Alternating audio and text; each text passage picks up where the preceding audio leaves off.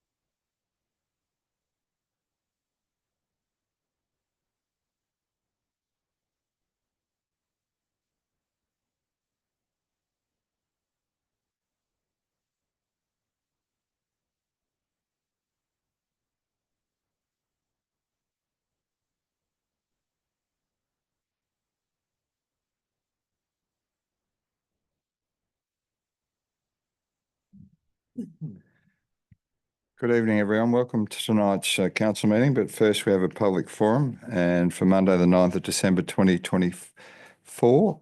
Before we start, must declare this public forum is being audio recorded for administrative purposes. By speaking at the public forum, you agree to being recorded. Please ensure that if and when you are speaking in this public forum that you are respectful to other people and use appropriate language. Albury City accepts no liability for any defamatory or offensive remarks or gestures made during the course of this public forum. Thank you. Conflict of interest declarations received. Mr. Zachnich. Thank you, Mayor Mack. In relation to the public forum, two conflict of interest declarations received. First one from Councillor Glacken, a non-pecuniary less than significant conflict of interest. The applicant is a member of Rotary, as is Councillor Glacken. The item relates to 13.3 DA 51 lot subdivision 492 Burma Road tabletop, and Councillor Glacken will stay in the room and participate in the discussion and later on the meeting and debate. Second one is from Councillor Kylie King. Same item, non-pecuniary, less than significant conflict of interest. Councillor King has had a professional association, one of the applicants, in providing communication consultancy services some time ago. Relates to, again, item 13.3, 492 Burma Road development application, 51 lot subdivision, and the action that Councillor King will take is to remain in the chamber and participate in the discussion and then subsequent debate at the meeting. Thank you, Mayor Mack. Thank you, Mr. Zaknich. Okay, we have Councillors Cameron online, and yeah, he's up there. Okay, so our first speaker, PF3, is 3.1, John Van Lent, CM 9.1, Notice of Rescission Aquatic Facilities, speaking for the motion. If you come forward, John, that'd be great.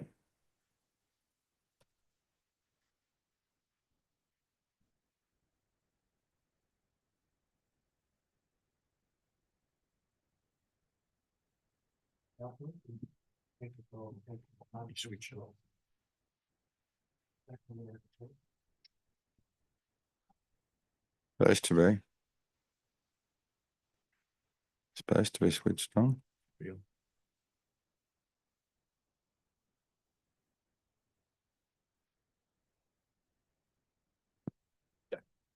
That any better? Yeah. Very good. My name's John Van Lent, as you all know. We've been a swimming family for 20 years or more. I've had children swim in local events, state events, national events, and international events. We have been to nearly every aquatic centre in the country. So regarding swimming pools and its use and the buildings they're in, we're well versed to that. We had 3 children swim in the Olympic trials and 1 in the Olympics 2000, gaining a silver medalist in the 200-metre freestyle relay. So with that type of experience behind us, we have been very much concerned about the debate about the upcoming aquatic centre and the development of the Lavington swimming pool. Both seem to be tied in together and are causing confusion to a lot of people. So the motion that Stuart is putting forward is to rescind the motion CM9-1. Makes a lot of sense. At this stage, we need a little bit of space, breathing space in between the 2 events. We need to know what the outcome of that particular consultation with the public was or is going to be for Lavington. A lot of people in Lavington, especially the people in the Lavington Swimming Club, are very concerned as to what is going to happen to their swimming club. A club is only successful in competing in a 50-metre pool. So it is very important that they have some say in what happens there. And no doubt that will come out in the public consultation. But I think the breathing space is very important between it and the further development of the aquatic centre. We've been talking about an aquatic centre for 40 years or more. I don't know whether you all realise that, but it goes back that far. I nearly felt like bringing a bottle of champagne tonight so we could toast the 40 years of inactivity. And well, it needs to be known that it has been going on that long and that we're not getting anywhere. A city the size of Launceston, of 77,000 people, has a swimming centre that is the art, state of the art. We are a city or in a region of 100,000 people, and we are still debating whether we are going to have a swimming pool, what it is going to be, how much is it going to cost us, and the questions just keep going on, and we're not getting anywhere. I think that swimming has been a bit of a backwater for us. We're a third cousin to football, hockey, basketball. They've all got their, we've built up around a sporting image in Albury around some of those sports, but swimming has very seldom hit the headlines in the last 20 years. And yet we have produced some of the best and finest swimmers in the country. And there's a group of swimmers coming through at the moment that are at the peak of their sport and are very much looking at Olympic championships. I'm not only talking about water for the Olympics or these professional swimmers, but the advantages that we all know comes from health and economics, tourism. A sporting centre such as an aquatic centre is a major contribution to the well-being of any city. So having a little bit of a space in between the two will probably give us a breather to work out what needs to be done. And when we do need to work out what needs to be done, as a community, we, as a public, can contribute. I take the example of Lightning Ridge. Just before 2000, they wanted an aquatic centre. Nobody wanted to help them. That's not me, is it? Nobody wanted to help them. So the public started funding process. Out of that process came help from the miners.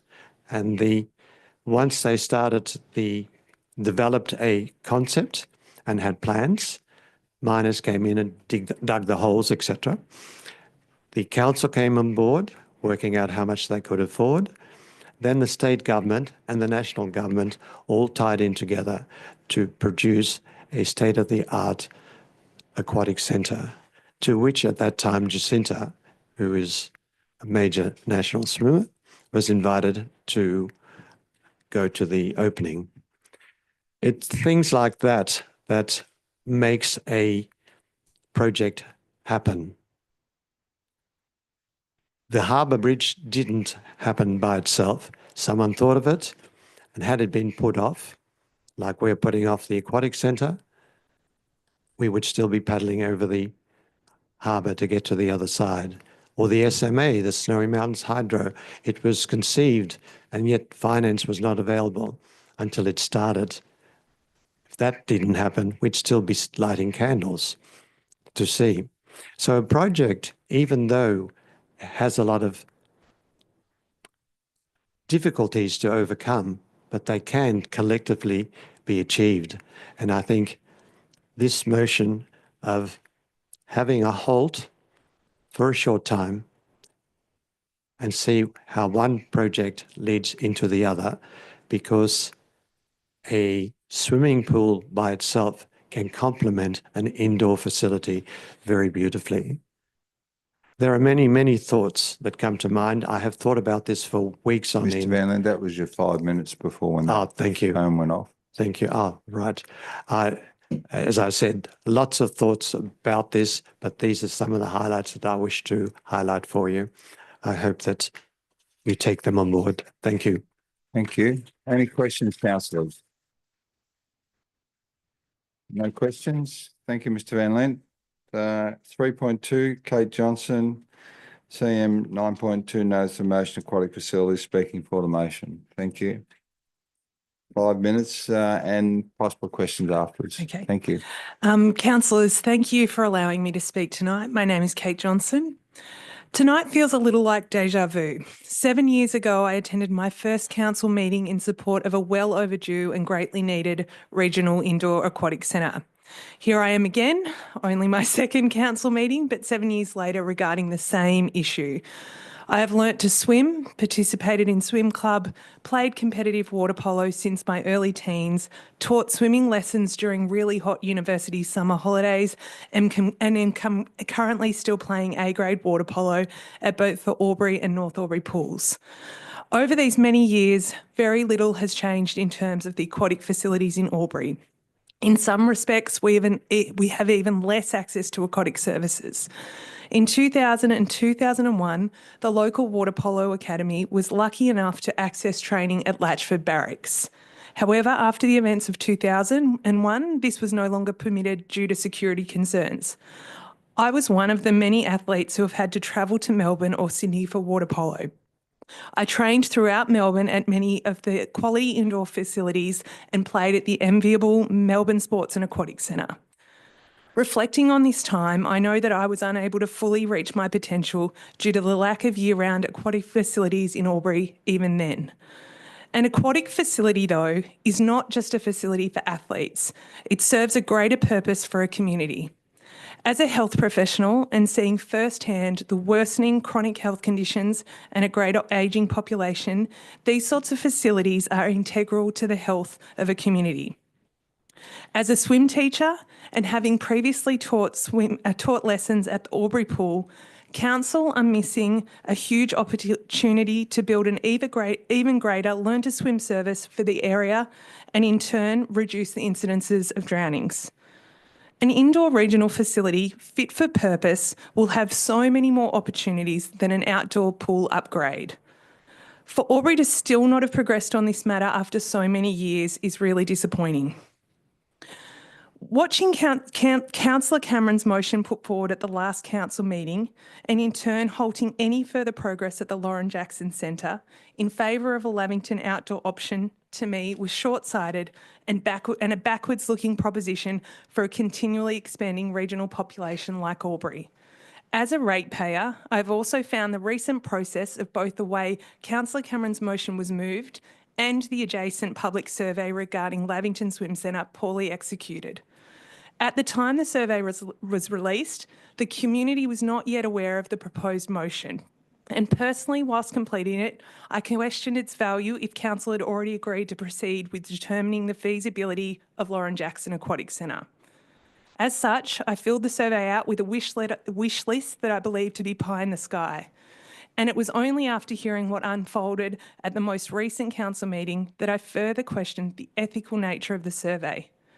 Clearly, some councillors were aware of this upcoming proposition, despite it having not yet been tabled to council or the greater public, and the results of the public survey could possibly use to push their agenda. In my opinion, this community consultation process lacked transparency and also influences the proposed motion. I'm also quite disappointed in the council members who have only recently changed their personal position on this matter, especially so close to the recent election. No councillors ran on this motion, and I know personally I would have voted differently if I knew that the Aquatic Centre was going to be jeopardised. I appreciate that a number of councillors who are still advocating for the Lauren Jackson indoor facility process to proceed and for Councillor Cameron's motion to be rescinded are amongst the councillors most well informed on this matter. In my opinion, they have a greater understanding of what is at stake, being a part of the process last year to move forward with the Lauren Jackson indoor feasibility process. I would urge new councillors who are backing the motion put forward by Councillor Cameron to please make a fully educated decision and understand what an indoor facility truly means to a community of this size. Thanks. Thank you. Any questions, councillors? Ms Johnson, we have a question. If you could just return, thanks. Councillor Cameron. Thank you. Ms Johnson, are you able to tell us if you know what the projected cost of the Lauren Jackson development is? It was Point of order. I don't Councillor think it's Baker. a valid question to ask a speaker who is speaking about her thoughts on the topic.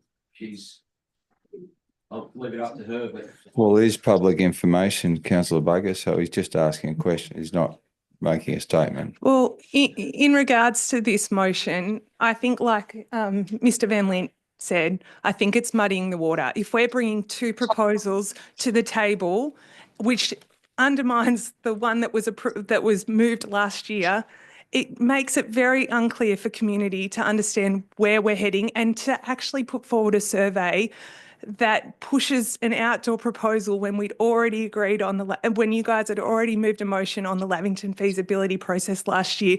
We don't know exactly what it's going to cost yet because we haven't drafted plans. We haven't done the feasibility process has to be undertaken. And that's where it's getting muddied. And I think we need to really go through the process fully before we can make an informed decision. Thanks, Ms Johnson. Any other questions? No further questions. Thank you. PF 3.3, Damien Tui, CM 9.2, notice of motion aquatic facilities, speaking for the motion. Thank you. Thank you for allowing me to speak tonight. I'm speaking as a past president and current committee member of the Albury Swimming Club. My family moved to Albury from Bathurst about 13 years ago, and today I wanted to address two important topics: livability and sports tourism. Attracting and retaining people in our community is crucial. Over the past few years, Albury has experienced significant growth. When we first moved to Thagoona, for instance, I was told the population would increase by about 5,000 people within the next decade, but that estimate turned out to be far too conservative. With the population growth comes an increasing demand in infrastructure, facilities and services. One key facility that has become essential in many communities and schools across New South Wales is an all-year-round aquatic facility. In fact, regional centres similar to Albury or even smaller already have such facilities. The question we must ask ourselves is, how do we compare to these communities when it comes to competing with livability? Many of them already boast a year-round aquatic centre. How do we attract health professionals, for instance, when we can't even provide them with the basic amenities like an indoor centre that they have at their university or schools have in larger cities? Moreover, our older citizens also need access to facilities that support their health and wellbeing, such as hydrotherapy pools. This type of infrastructure is essential not only for the broader community, but also for the sporting community. Hydrotherapy and warm water facilities are critical for rehabilitation and maintaining physical health, particularly in seniors. A year-round aquatic centre would serve both the elderly residents and athletes, creating a more inclusive and healthy community. My own family's journey in aquatics began at the Bathurst Regional Aquatic Centre. We started swimming lessons there, made regular visits as a family, enjoyed the comfort of an indoor pool, particularly to avoid sun exposure to our young children. Bathurst may not have a long-standing tradition in aquatic sports, but they understood early on that providing opportunities and infrastructure for people to enjoy, especially in sports like swimming, helps bring people into the community and keeps them there. Bathurst has a racetrack, Mount Panorama. You may know. The council spends millions of dollars each year to maintain that track. This investment attracts enormous influx of people during major events they hold there, boosting local tourism and recreation. However, as you would know, the impact of such events is limited to just a few weeks each year. That is why Bathurst wisely invested in sports tourism long ago, developing a wide range of sporting facilities: turf hockey fields, cricket ovals, rugby fields, soccer fields, an international cross-country track, a velodrome, even a trotting track. These facilities continually bring people into the community, filling up local accommodation and supporting local business. This type of thinking could be applied to Albury. Sports tourism has the potential to bring significant economic benefits to our region, and an indoor aquatic centre would contribute to that. An investment like this would not only support the local community, but also generate revenue that would build itself over time. As for my family, when we moved to Albury for the quality of life and sense of community, I must admit, I never considered the fact that Albury didn't have an all-year-round aquatic facility. I simply assumed that a community this size had one. The demand for aquatics in Albury is as strong as anywhere in the state, and our children were soon involved in water polo and swimming. They received top-quality coaching and have progressed to representative levels, all while swimming predominantly during summer months and dealing with limited opportunities during winter. Last winter, my daughter came within 0.07 of making the Australian Olympic team. I want to thank the council for keeping the 50-metre pool open during the winter season. It allowed her to train. However, she found that she preferred the warmer water of Wodonga after a while, which allowed her to train uninterrupted because all the people were swimming outdoors still. When the outdoor pool froze over for a few weeks due to the boiler issue, the swimmers had to head indoors. We then ended up at the Australian Institute of Sport for 9 days. Her performance during that time was a reflection of what Albury could achieve. But it would not have been possible without the access to world-class facilities that we were fortunate enough to use. If we had lived in Bathurst, I doubt she would have even considered competitive swimming or water polo. Additionally, Albury has produced countless Australian representatives in water polo, but these athletes often face the challenge of constantly driving to Sydney and Canberra for competition and training during the winter months, simply because we don't have an all-year-round facility that they need here. This is a significant barrier for our local athletes who have potential to compete at the highest levels. I share these stories to highlight that Albury is the land of opportunity. It's a fantastic place to live, work and raise a family. The sporting culture here is as strong as anywhere in Australia. However, there is a clear gap in infrastructure, a year-round aquatic facility. Without it, we are limiting our potential. The longer we delay, the more opportunities we lose. As the saying goes, the best time to plant a tree was 20 years ago. Unfortunately, this is true for an all-year-round aquatic facility, but we still have the chance to make this happen. I wanted to speak on the motion because obviously, well, I'm quite passionate. I've seen the benefits of what aquatic facilities provide, and I travel all over Australia, as Mr. Van Lint will testify. It drives me nuts that I walk into Cranbrook School with our $100 million pool in probably the safest Liberal seat in Australia. If they could do it there, we could do that here. I'm not saying that we need to spend $100 million, but I know they built Stromlo for $39 million in Canberra. We could certainly get that done in Albury. It's a tailor-made facility that would be unbelievable in our community. I just wanted to, again, support the motion and thank you for opportunity to allowing me to speak tonight. Thanks, Mr. Till. We have a question. Councillor King. G'day, Darren. Councillor King, you have a question? Yeah, Sorry, Kylie. I thought it was Darren. That's all right. He may also have a question. Yeah. Damien, just reflecting in your role with the swim club, we often have sporting clubs or groups come to us with skin in the game, so to speak. They're able to, not that you could match funding of that amount, of course, but how, just to explain the swimming fraternity, what capacity, and John earlier even sort of mentioned, you know, making things happen and things we can collectively be achieved, whether it be through some philanthropic work, clubs getting together. How does it work in the swimming side of things? Because, you know, footy clubs or netball clubs or hockey clubs will often, because they're one entity and they can sort of partially match some funding of some description. How might those conversations take place within? Look, Kylie, swimming's a reasonably expensive sport. For my daughter this year, it's cost us probably $40,000. That's a conservative estimate. That's just our family. I choose to support that. But in regards to our swimming club, what we have to offer basically essentially is around the people we develop for our community. And the skills that they have from our sports. Now, in regards to sports tourism, for instance, Griffith, who's just redone their outdoor aquatic facility, they'll be hosting just a country regional championship in the next few weeks. That'll bring 500 swimmers into their community. Now, 500 swimmers will essentially equal 1,000 people for 4 days, pretty much, where people will come and compete and be in that community regularly. And Wangaratta, I suppose, is probably the easiest example we've got locally. They've been hosting Victorian indoor and outdoor competitions for the last 3 or 4 years. One competition each year, which brings in close to 1,000 people in their community for a weekend or 3 days. Now, that is probably where we play a big part, because organising those types of events, that happens in our local community. The people don't come from outside to run it. We have to run it on their behalf. So that's where building strong clubs gives us that example. The water polo, for instance, when they hosted the Victorian Country Championships, I think last year, and the New South Wales Country Championships the year before that. Again, that's the infrastructure that's provided within our community, but then the clubs have to host that. They have to provide the people on the ground. Now, I can give you countless examples of people that came down from various areas. They hadn't been to Albury before. And they get here and they go, oh my God, it's a long way away from where they live, because it's like 6 hours drive. We do that every second weekend.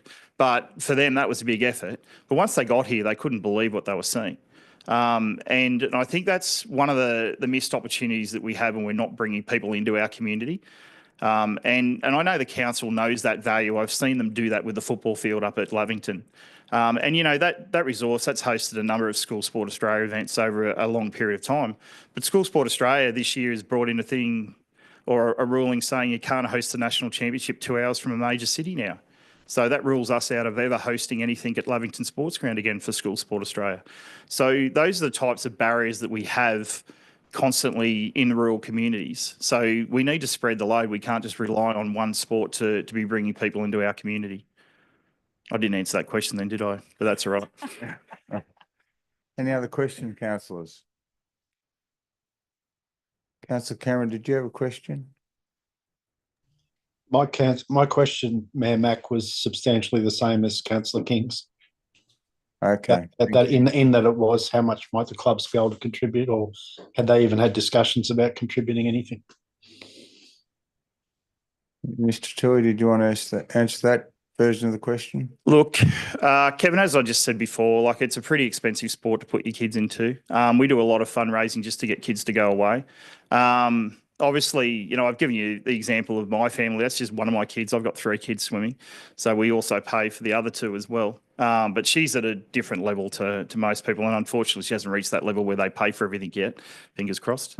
But when it comes down to it, I'm sure when the capacity's there, we'll certainly be behind it. We'll certainly be doing our level of fundraising. And obviously, we've purchased swim blocks for the centre, which we use when people come into the schools, and that was a $40,000 purchase, which was a big fundraising effort for us at the time. And we did get a little bit of help from the New South Wales government in the end, which paid us back some money.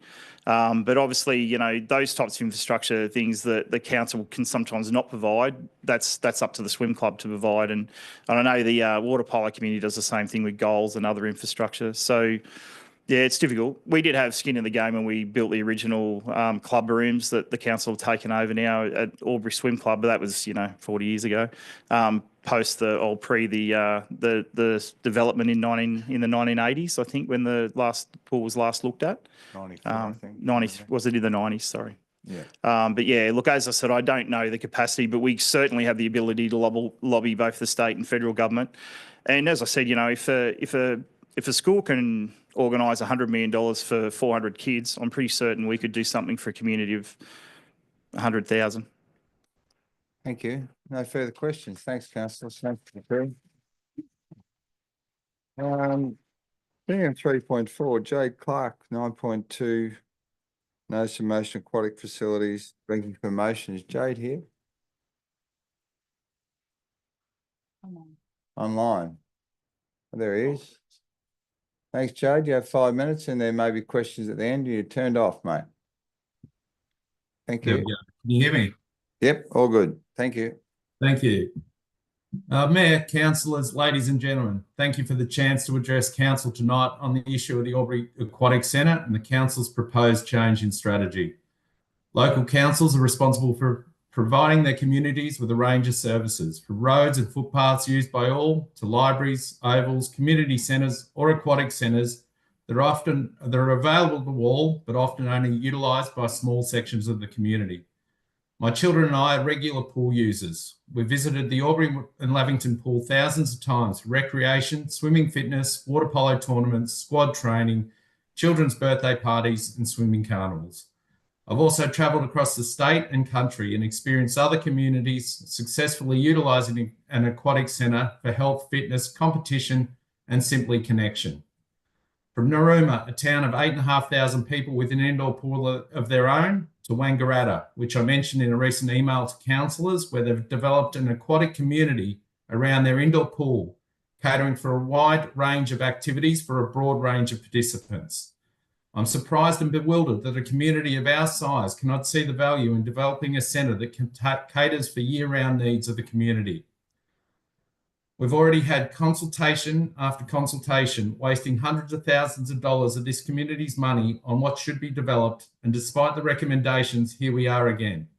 Although I would argue that this time it is worse, given the previous council moved to progress the recommendation and the wider community's desires and needs, overturning a democratic decision and shortchanging us again. I was involved in previous groups as long as 15 years ago, seeking an aquatic centre more suited to a community of our size in the hope that my children would see the benefit. This time has passed and I'm now adding my voice to this cause because I believe the Albury community will benefit. The Albury pool was last renovated in 1991, so for over 30 years, whilst population has grown, there's not been any improvement or increase in size of the aquatic facilities offered by the council. I acknowledge that a full-scale pool is a large investment. I'm a ratepayer and I care about how my council spends my money, our money. But I believe that the benefits for the whole community far outweighs the financial investment.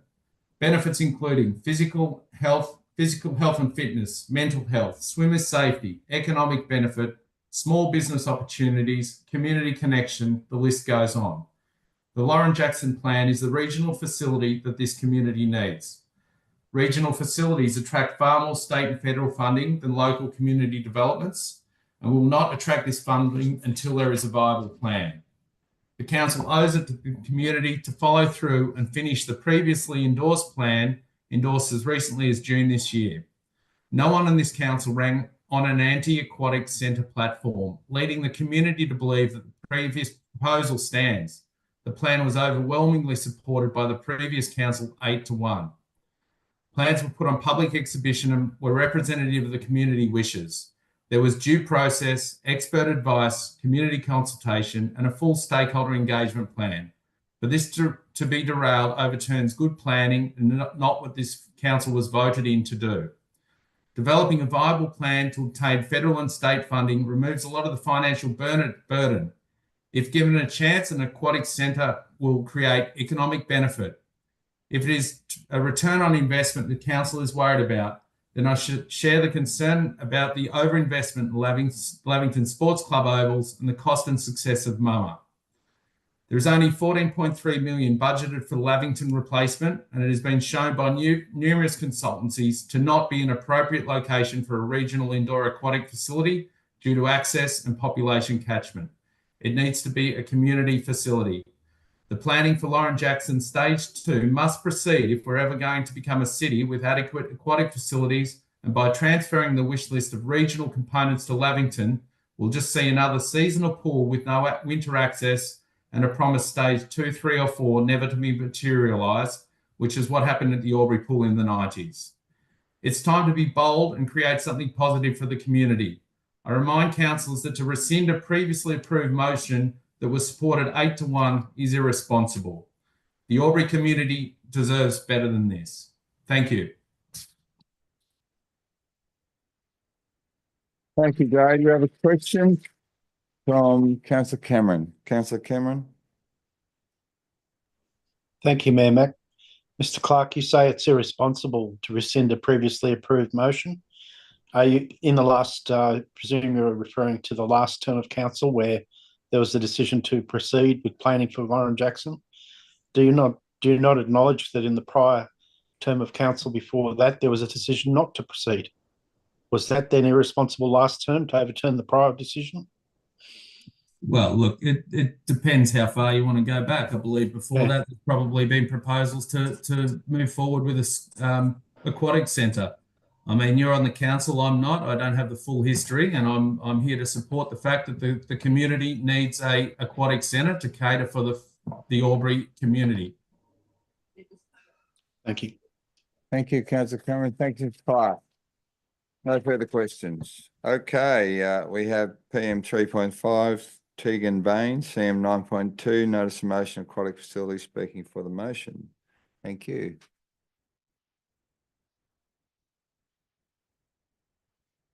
Councillors, my name is Tegan Baines, and I would like to take this opportunity to respond to last month's disappointing council decision to defer a request for tender for preliminary designs of an aquatic facility at Lauren Jackson Sports Centre. A little bit of background about me. I was born and bred in Canberra, and it was my grandfather's love of swimming that ensured the next 3 generations of my family were avid pool users. You see, my grandfather was a veteran and he lost a leg in the World War II. In the years that followed, he found swimming was the best method for rehab and it reduced his pain. Growing up in Canberra, I was afforded a luxury I did not know I had until I moved to Albury. I had the luxury of using an indoor pool all year round, aquatic facilities, which also attracted world-class coaches and competition. I've been fortunate enough to have the opportunity to play water polo at all levels, local, state, nationally and internationally, and I've done it all over the world, USA, Europe, New Zealand and Asia. I moved to Albury 12 years ago after I met my husband. I was aware that given the lack of facilities in Albury, my opportunity to play water polo at a high level would not be possible if I moved here. While I was at the end of my playing days, and I was happy to step back from playing competitively, the juniors around pool deck today, unfortunately, are not that lucky. To compete at the highest level, you need to be playing all year round. In short, we need a regional aquatic centre to ensure that young people have the opportunities afforded to them. Through water polo, I've come across a number of regional towns that have indoor aquatic facilities. I've played in Kalgoorlie, population 38,000. Woy Woy, population 12,000. And just down the road, Wangaratta, 30,000. The bottom line is we are lagging behind our regional counterparts. All these towns benefit from holding state and national championships, which brings with it increased exposure and revenue to the community through sports tourism. The Regional Aquatic Centre has been on the social debate in this community for years. And regardless of your opinion of it, we can all agree that the health and social benefits of being able to swim all year round. The facts are people's health, both mentally and physically, benefit from swimming. Some of the benefits include rehabilitation, occupational therapy, disability therapy, reduced obesity, improved mobility, less cases of skin cancer, and the reduction in anxiety and depression, to name a few. The social benefits of a regional aquatic centre could be countless, including the increase of learn to swim programs, reductions in drownings, growth of aquatic sports, increases in sports tourism, strengthening community ties and improving livability. The council has conducted viability studies and community consultations at great expense to the ratepayer, and all studies have said the same thing. The Lauren Jackson Sports Centre is the best option for a regional aquatics facility due to its location, size, and ability to save money with it being a multi-purpose site. A number of studies have also highlighted that Lavington Swim Centre was designed as a community facility for locals by locals, and it is a poor choice of location for a facility to service the region due to future growth corridors, parking facilities, accessibility, and the overall cost to upgrade. When you consider the growing population of Albury, an ageing one at that, it's pretty obvious that there is a need for a regional aquatic centre, and the need is only growing. The Regional Aquatic Centre has been publicly debated for years, both within these council chambers and in the wider community. Without a design for this facility, we can't make an accurate assessment of its worth or lack thereof. Last month, you, as councillors, you voted to defer getting a design based on financial grounds, which is counterintuitive given no one can assess the costs of a facility because we haven't got a design for the facility. I would think that the first step in assessing a project would be to have an actual design for the project of what you're going to build. To me, this seems like putting the cart before the horse. I appreciate that this is a sensitive issue and people are very passionate about the outcome, rightfully so. I understand that you've probably heard all of this before from a plethora of pool users and user groups, but I'm urging you to rescind last month's motion. It was made with limited community consultation and even less notice. We as a community and as a town need to make some decisions regarding our future aquatic strategy.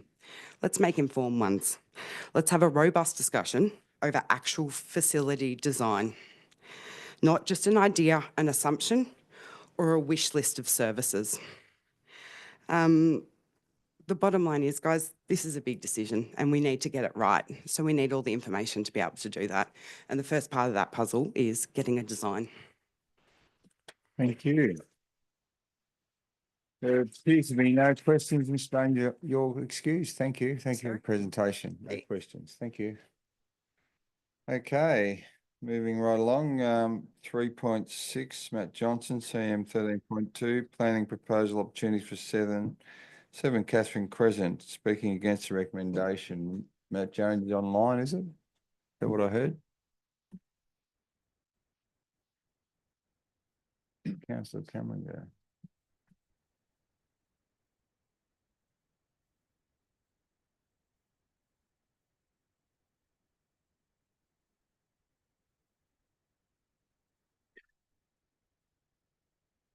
See Matt Johnson's screen there, but nothing on it. Matt, have you got video?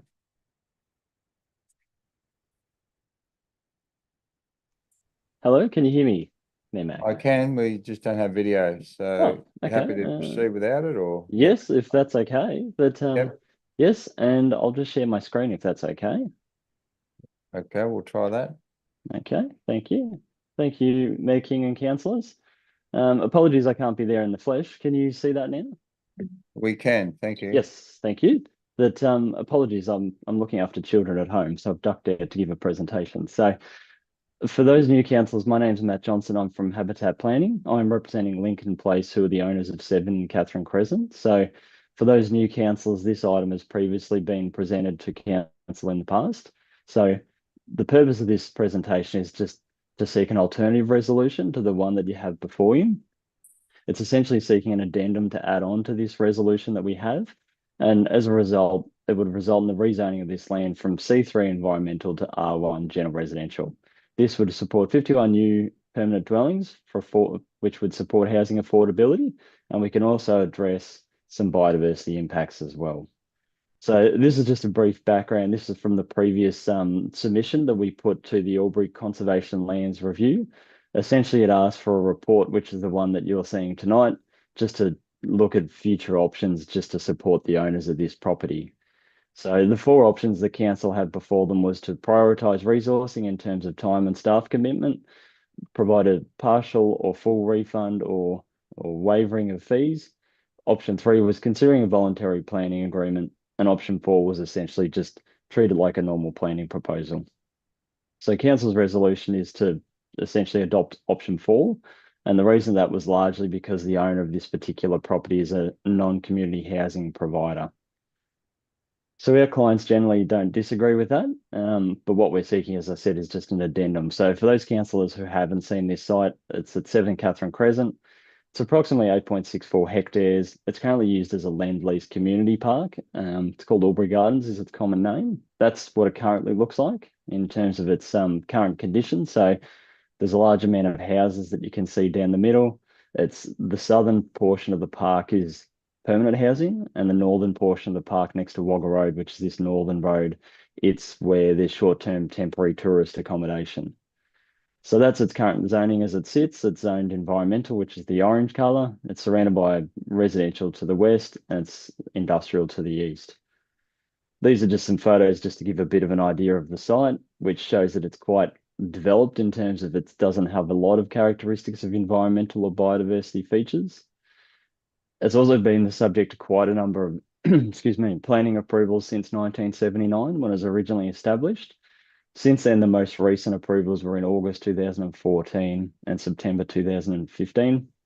Essentially what happened was those 2 approvals just changed the quantum of permanent versus short-term accommodation. So as it sits today, there's still 175 sites, but of those, 113 are long-term, 62 are short-term. This is just the original master plan that related at the time. This is the site in particular, the portion of the site that we're particularly interested down here. And then this is just the latest 2015 plan. So as you can see, most of the site has been approved for development of some kind. The purple is the short-term sites and the yellow is what was approved as the long-term sites, which the majority of those have now been developed. So there are some biodiversity features on it. It did have a lot more biodiversity value initially, but a lot of that's really now been removed from previous development. And what remains is a mix of natives and exotics and a large amount of weeds. Similarly, all of the land surrounding it has basically been developed. So this site's now isolated by itself. It doesn't actually provide any connectivity elsewhere, which is the original reason that this site was nominated. And despite the fact that it doesn't have a huge biodiversity value, the owners are actually quite willing to revegetate and landscape the site because they can see benefit in it for their future users. So it is a bit constrained at the moment. As I said, it's got previous approvals which limit the amount of permanent versus short-term residents that can live there. The intention is to make it a fully residential estate. And from a planning perspective, there are some constraints in that it has to operate under what's called existing use rights. So it means that they basically can't change that quantum any further. So they're sort of stuck with that split at the moment. The current economics as it stands today is 95% of the sites have been sold and they're currently selling at about 1 per month, but they're about to run out of houses very, very shortly. The short term, the tourism component is actually only makes up about 20% occupancy. So there actually isn't a huge demand at the moment for people to stay there, particularly given since the Hume Highway bypass. Changing that zoning will open up the opportunity for 51 new homes. So the plan is that they would like to do a new master plan, and that would go through a separate planning proposal process, and it would also be subject to a DA, which would include public notification. So this is just an indicative. I can appreciate it's a bit hard to read probably at the scale you're looking at, but it's just a bit of an overview of what the site would be developed as. The purple circles are the non-native trees and the green ones are the native trees. So as you can see, they've tried the best that they could to retain as many trees as they can, particularly the native ones. And so that's what would be subject to a separate DA. So what we would be seeking is that although our formal position is that we oppose the recommendation, we would just seek an addendum to that, just to clarify that the process that the planning proposal may go down to. If council is supportive of that, we would be lodging that in early 2025. So as it stands at the moment, the New South Wales government, they have a standard process for how planning proposals or amendments to the LEP occur. It's 6 stages as per that diagram that you can see there, which again, I can appreciate it's quite small. So essentially what we're seeking is that we bypass stage 1 and go straight to stage 2. Stage 1 is essentially a pre-lodgement phase where you initially go and talk to council about a concept or an idea to rezone something. And then you go back and forth with council to understand if they support that in principle, what level of information they'll require, what agencies they should talk to. So the reason we're saying we would like to bypass that is because we've essentially already done that. And this is essentially what the purpose of that initial stage is. So it's just seeking advice from council and staff, understanding expectations and studies that would be required, consultation with government agencies, which is dot point 3, identifying any infrastructure needs and resolving any planning issues up front. So these items have essentially already been resolved. And in particular, we've already spoken with the Biodiversity Conservation and Science Division. So they're actually they don't oppose what we're looking at doing. So essentially, we would just proceed to the second stage. It would just avoid a bit of duplication up front. Matt, your 5 minutes is up. Thanks. Yes, I've never done. Thank you.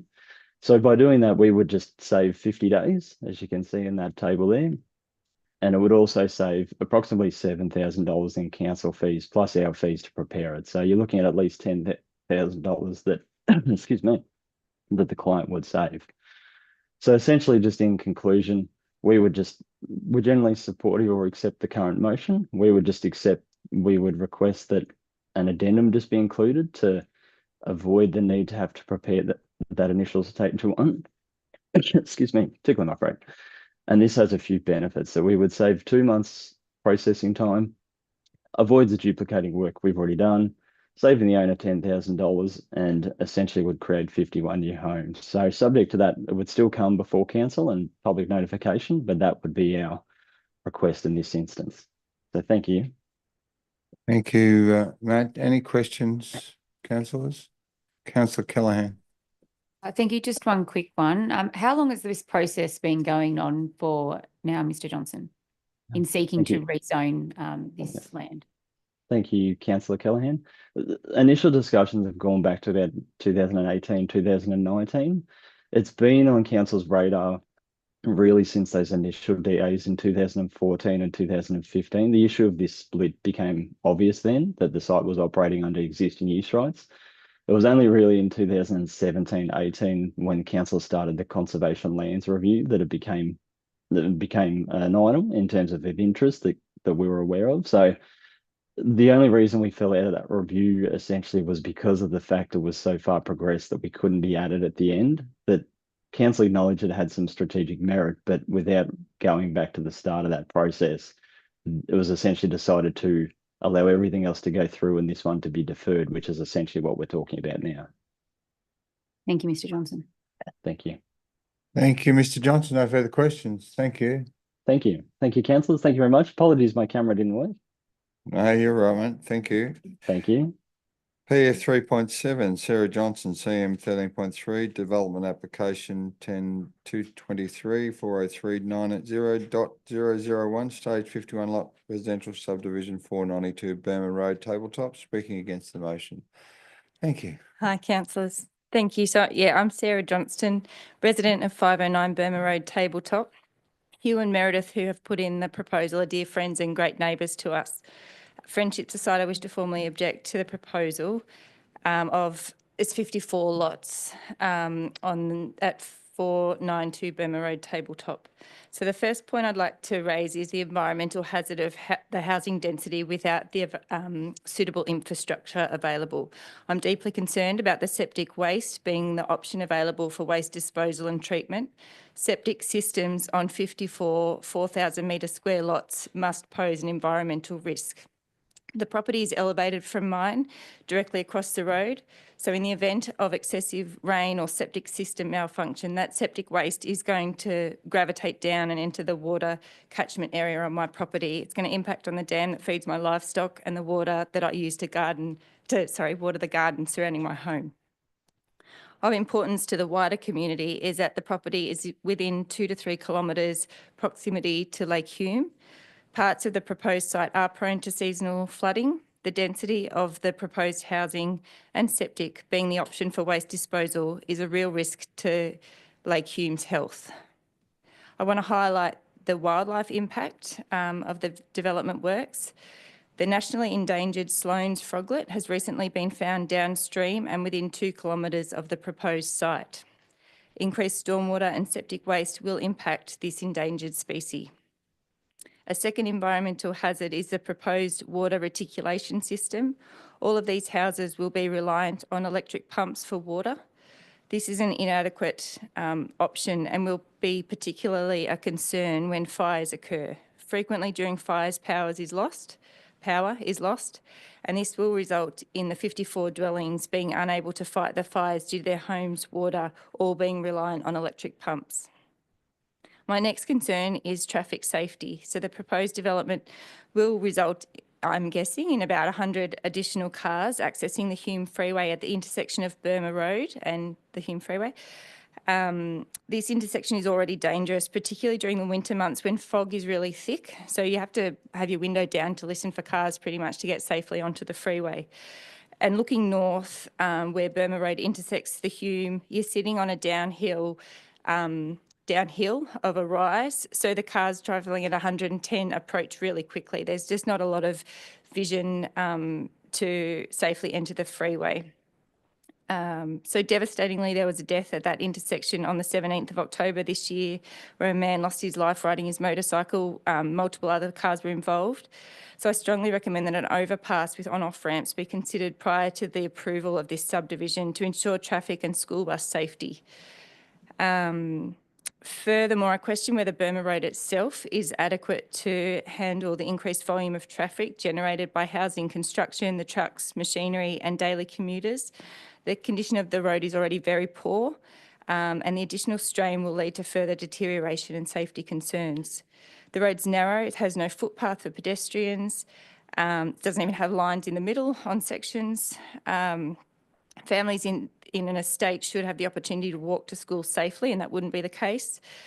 The road's really inadequate for cyclists, but having no shoulder and no lineage. But it is popular for cyclists out there, and I think that should be looked at as a priority before 54 houses are approved to be put in there.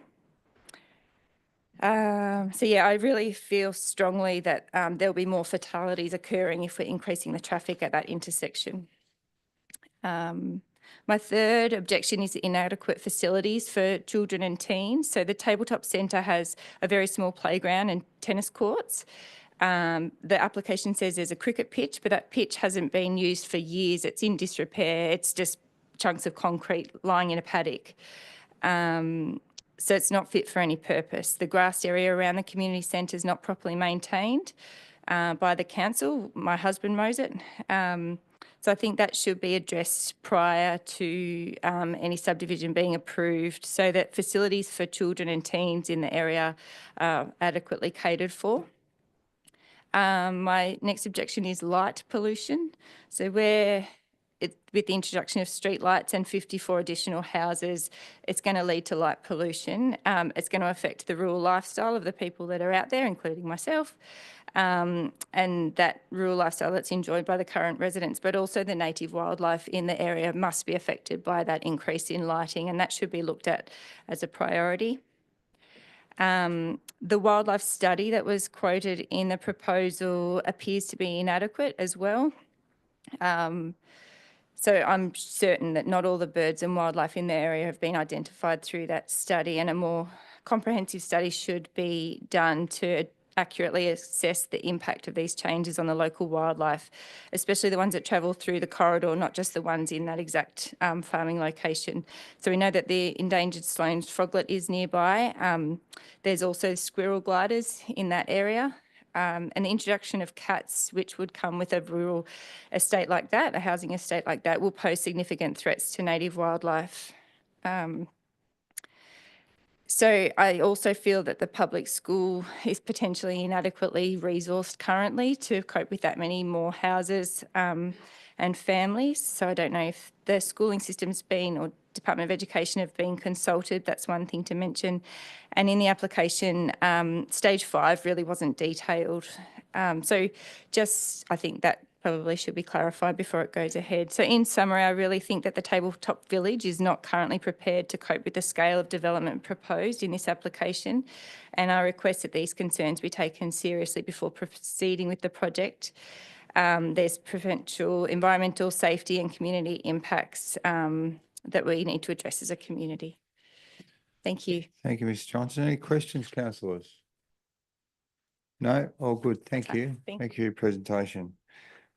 3.8, Edward Bates, CM 13.3, Development Application Stage 51 Lot Residential Subdivision 492 Bama Road, Tabletop. Speaking against the motion. Thank you. Howdy. Thanks for allowing me to speak. I am Edward Bates. I live in the community. I am a young father of 3, 6, 4 and 2.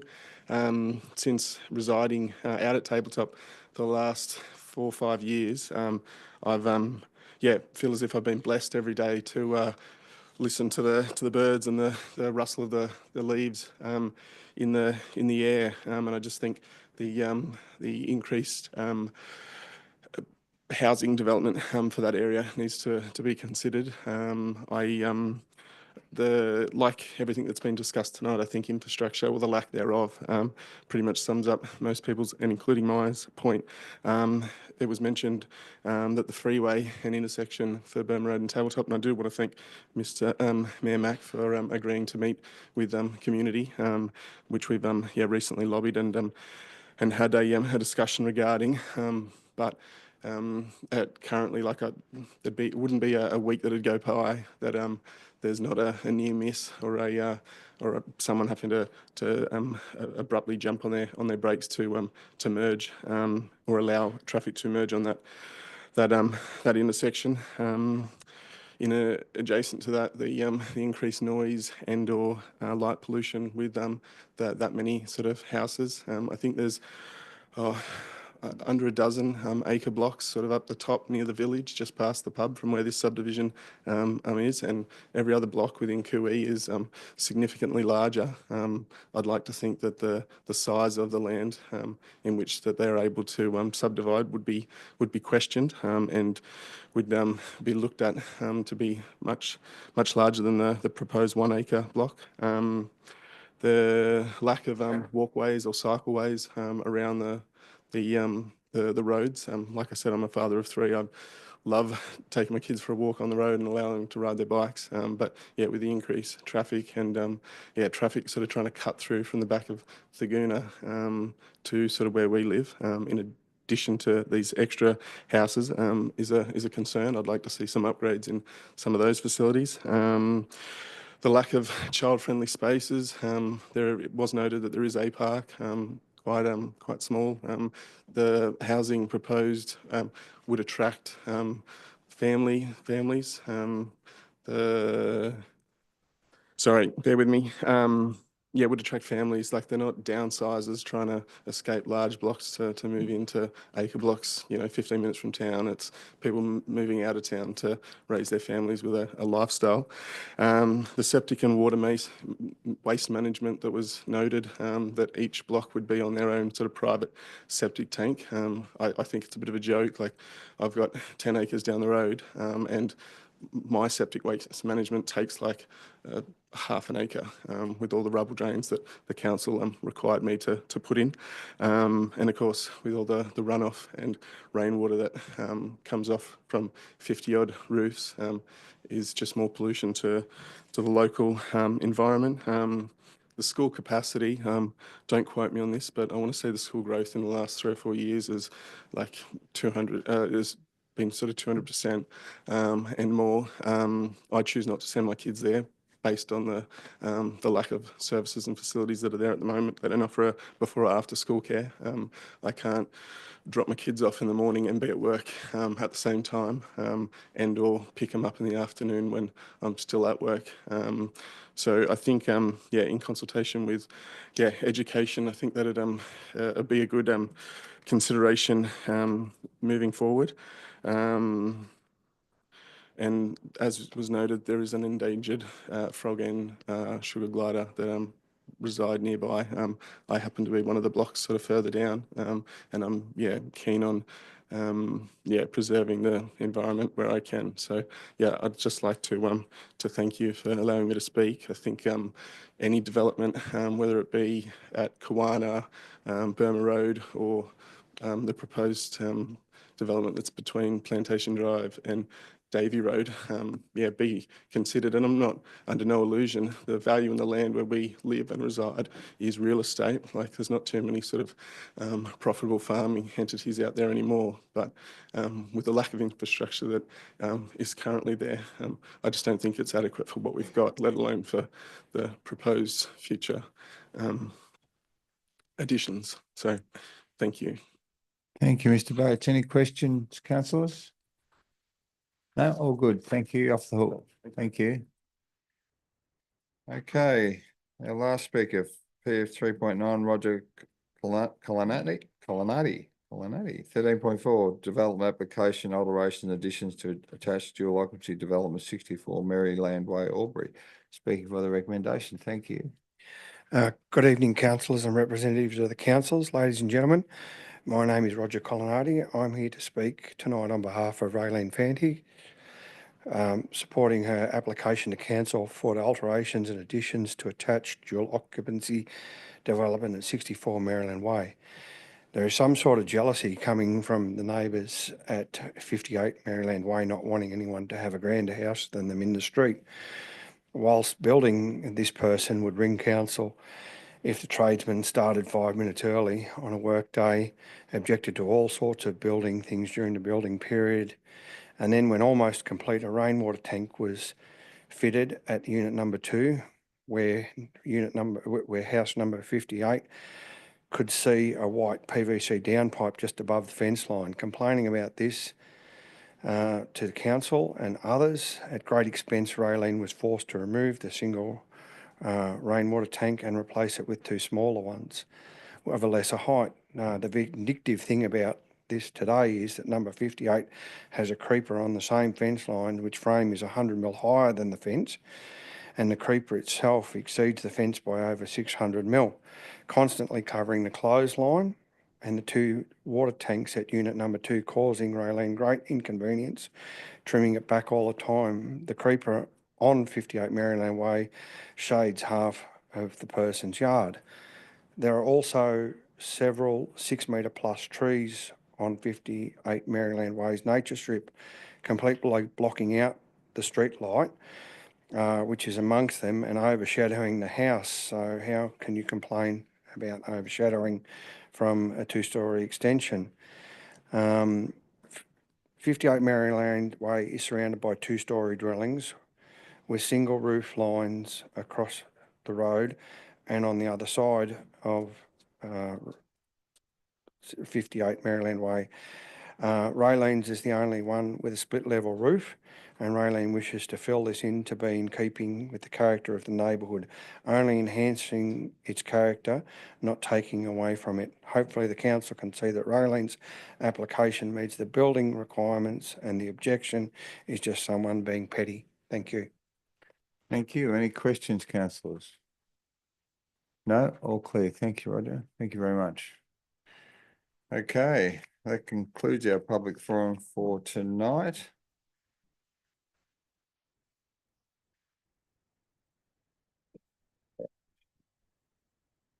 Welcome everyone to tonight's council meeting for Monday, the 9th of December, 2024. I have the opening affirmation. Thank you. Councillor Hudson, will stand, please.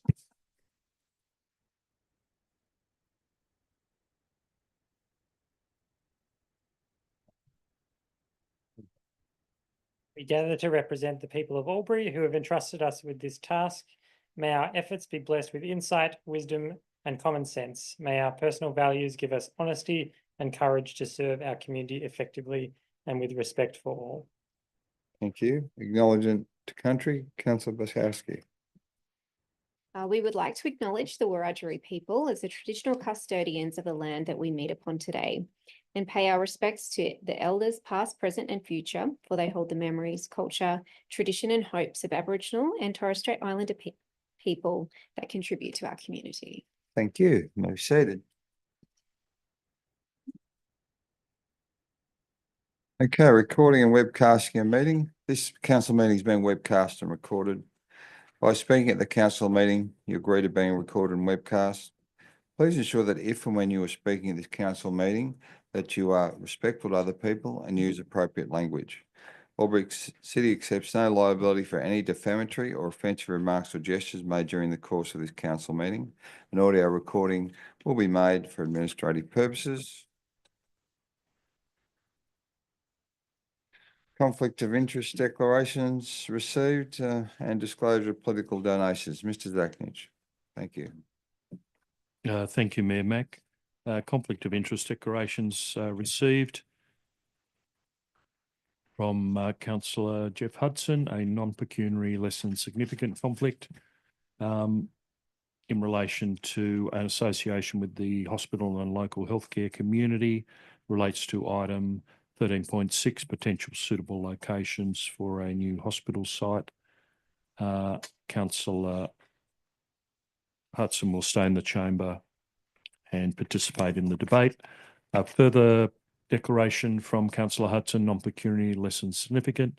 Dr. Amanda Conn is Councillor Hudson's partner, is a member of the Legislative Council Committee, which conducted the inquiry. It relates to items 14C and 14.4, New South Wales Parliamentary Inquiry into the financial sustainability of local government. And Councillor Hudson will remain in the chamber and participate in the debate.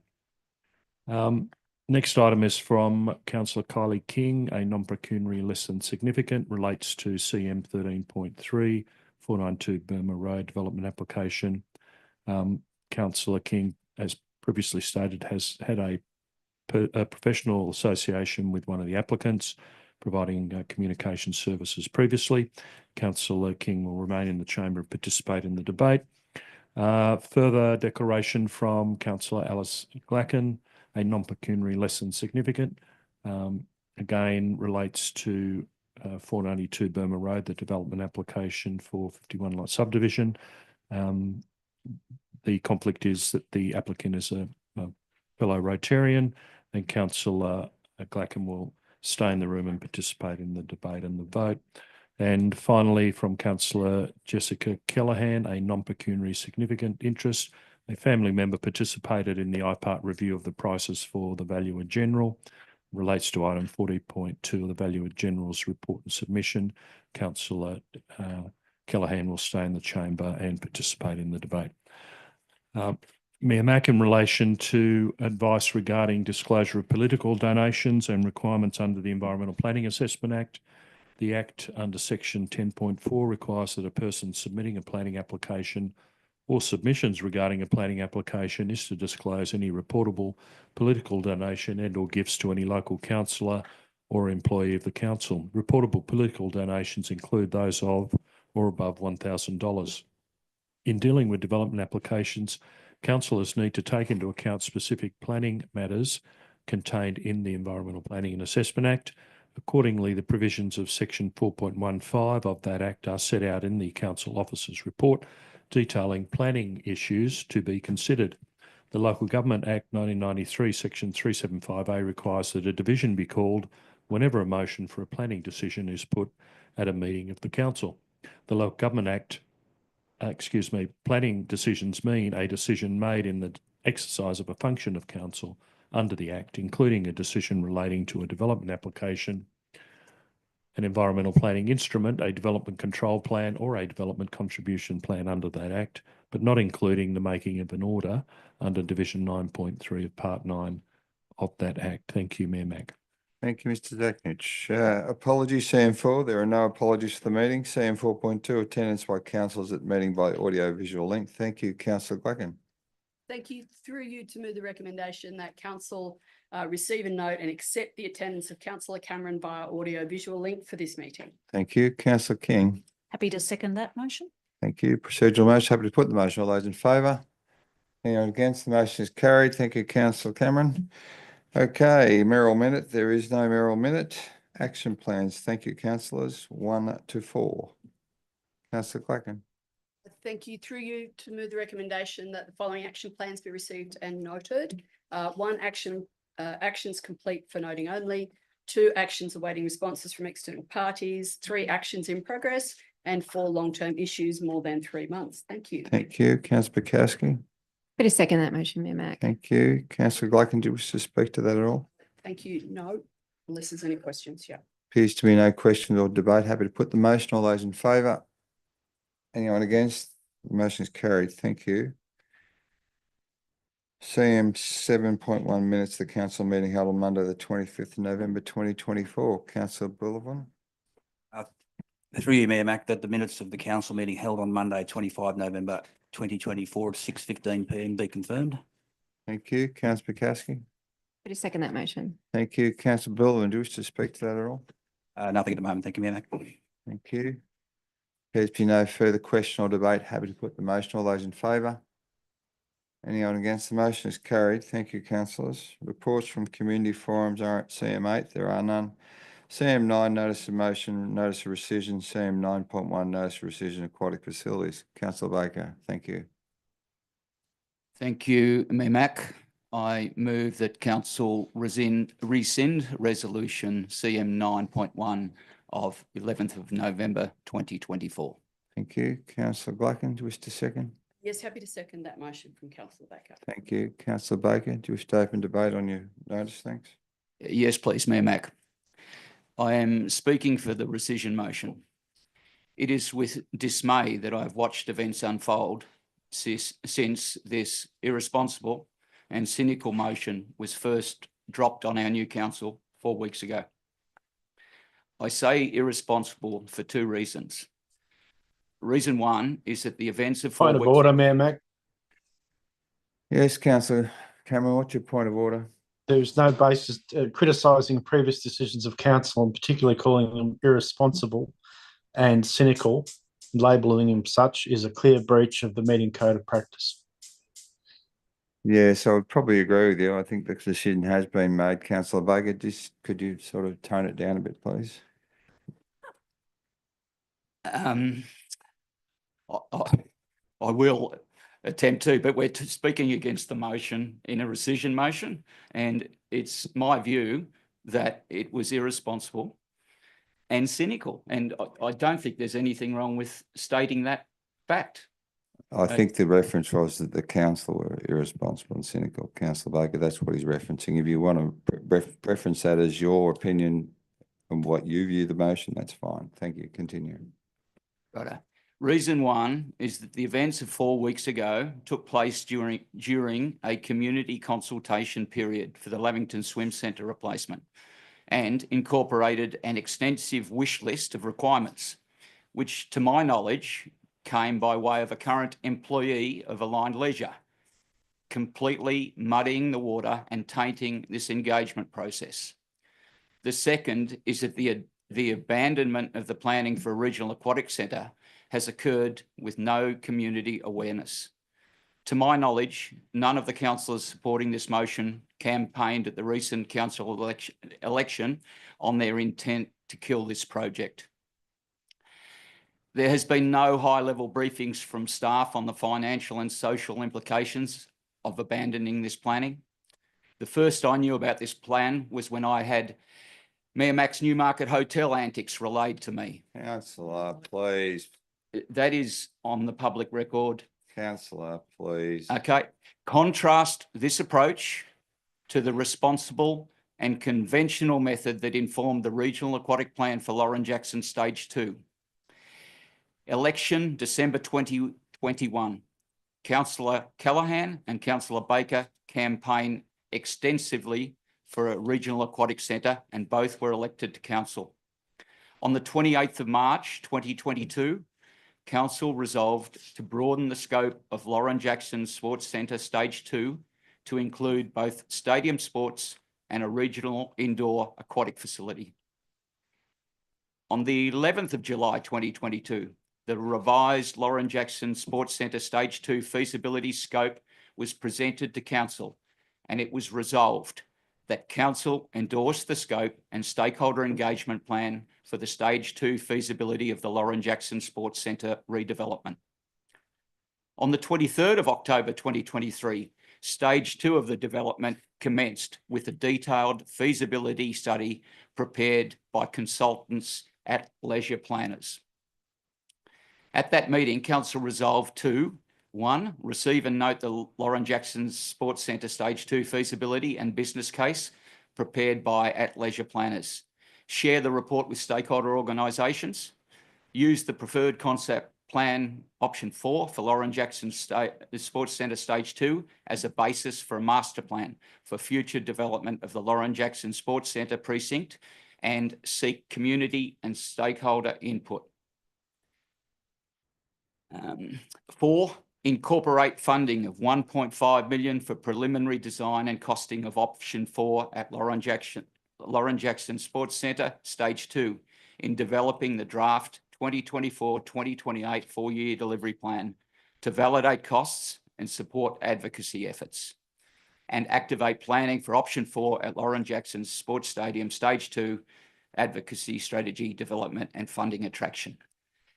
On the 13th of May 2024, in accordance with the previous resolution, Council resolved to 1, endorse the stakeholder engagement plan for Lauren Jackson Sports Stadium, Sports Centre and Aquatics Facility Stage 2 preliminary design project. Endorse the master plan for the future development of the Lauren Jackson Sports Centre precinct, including regional aquatic facilities, and 3, place the draft master plan on public exhibition for a minimum of 28 days.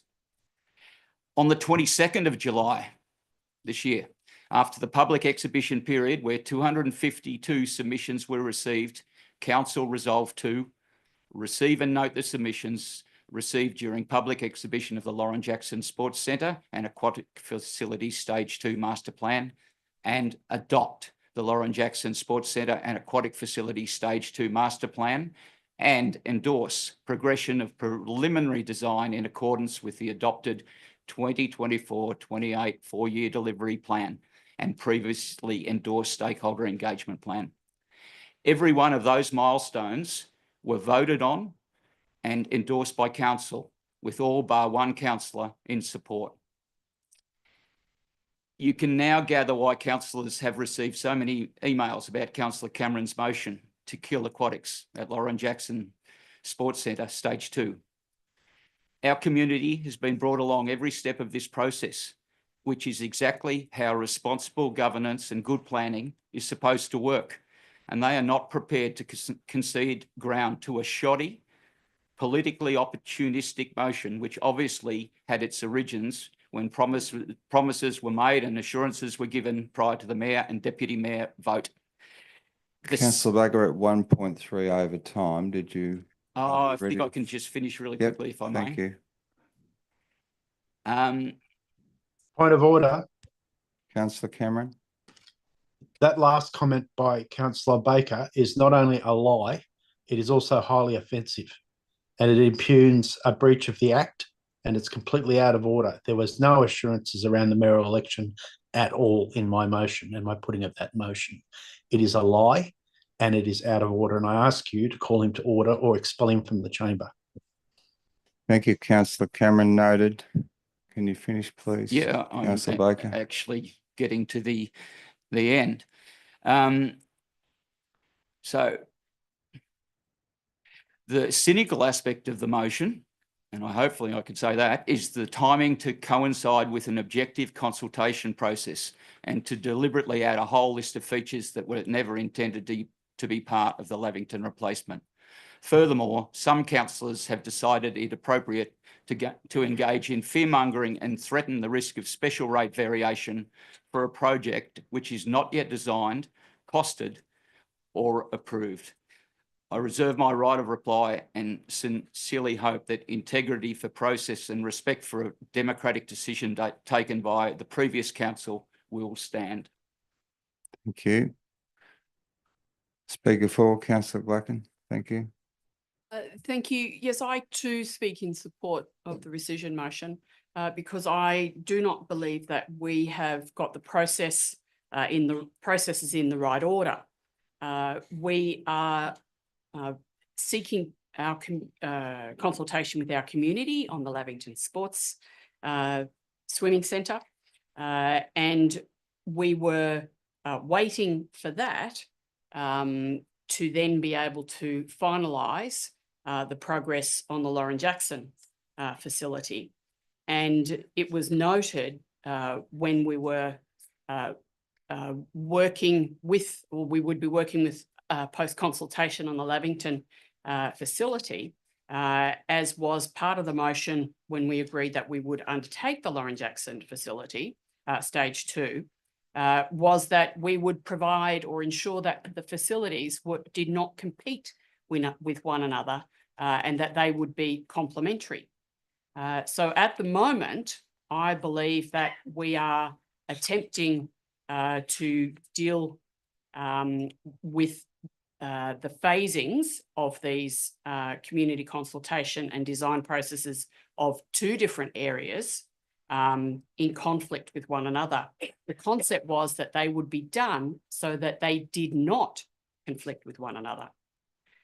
We know that we need, and it's well known in the community, that we need a design for a facility so it can be costed. Once the costs are known, you can then determine whether you need to phase it, and if so, how, and how you will achieve that funding. It is also well known in the community that you cannot undertake the commencement of such a project until you have that funding lined up and assured into the future. We also know, or many people in our community know, and I can only hope that we as councillors know, that our community has been growing since an aquatics facility was discussed 40 years ago. The last redevelopment, the last water added, or swimming water added to our community was in the 1990s. Our community has grown significantly since then. We have an increasingly diverse community. We have an increasingly aging community, and we need learn to swim and therapy water in addition to all of the other requirements that we have always needed. We also know, for those who have followed with interest the debate and discussion over aquatics facilities within our community for decades now, that we have a significantly high usage rate proportionally within our community of our community pools, including for water polo, competitive swimming, and recreational swimming. We know that. It's something that has been told to us on numerous occasions by our own staff and also the consultants that we have engaged. We also know, as was raised tonight by one of our presenters, that there are opportunities for tourism from aquatics facilities. We have an entertainment centre. Not everybody utilises that entertainment centre, but it brings people to town and it brings conferences to town. An aquatics facility that is a competitive aquatics facility that would be there all year would provide all sorts of benefits to our community, both locally, but also the regional community, and would attract some of that competitive swimming related areas. We need to go back to what was the plan, and the plan was that we would consult with our community, ask them what they wanted us to provide in Lavington, noting, however, that we needed to ensure that it didn't or it wouldn't compete with what we would then be putting into an aquatics facility, an all year round aquatics facility as stage 2 of the Lauren Jackson development. So we need to go back to looking at what the people need in Lavington, designing that, and then moving on to stage 2 for the aquatics facility. The aquatics facility at Lauren Jackson will take some years in the planning, but we need to get that design done so we can do the final costing, so we can then determine how we can phase that in, how that complements what we will have decided at that time would be the Lavington pool. We can then look at the funding and how that can be achievable, how we can phase each of those components in. It is important that we get those steps right. It is important that we continue to consult with our community, and it's important to acknowledge that our community needs more community water. And I remind people, or our councillors, that it is over 30 years since we have increased the water or pool water within our community. Our community has grown in that time and will continue to do so. I ask councillors to consider rescinding the previous motion and looking at the next motion that we would then put forward, that we delay further decisions on aquatics facilities in our community until we have received the feedback on the Lavington pool. That's all I'm asking councillors consider tonight when they look at this rescission motion and the subsequent tabled motion, that we look at aquatics facilities in Albury once we've determined what will happen with the Lavington Swim Centre after we've gone through that community consultation phase to its completion. Thank you very much. Thank you, Councillor Blacken. Any speakers, further speakers for or against the motion? Councillor Hodgson, speaker against. Councillor Cameron before a speaker for. Thank you, Councillor Cameron. Thank you, Mayor Mack. Well, we've heard some more misinformation tonight, both from the presenters and from some of the proponents for this rescission motion.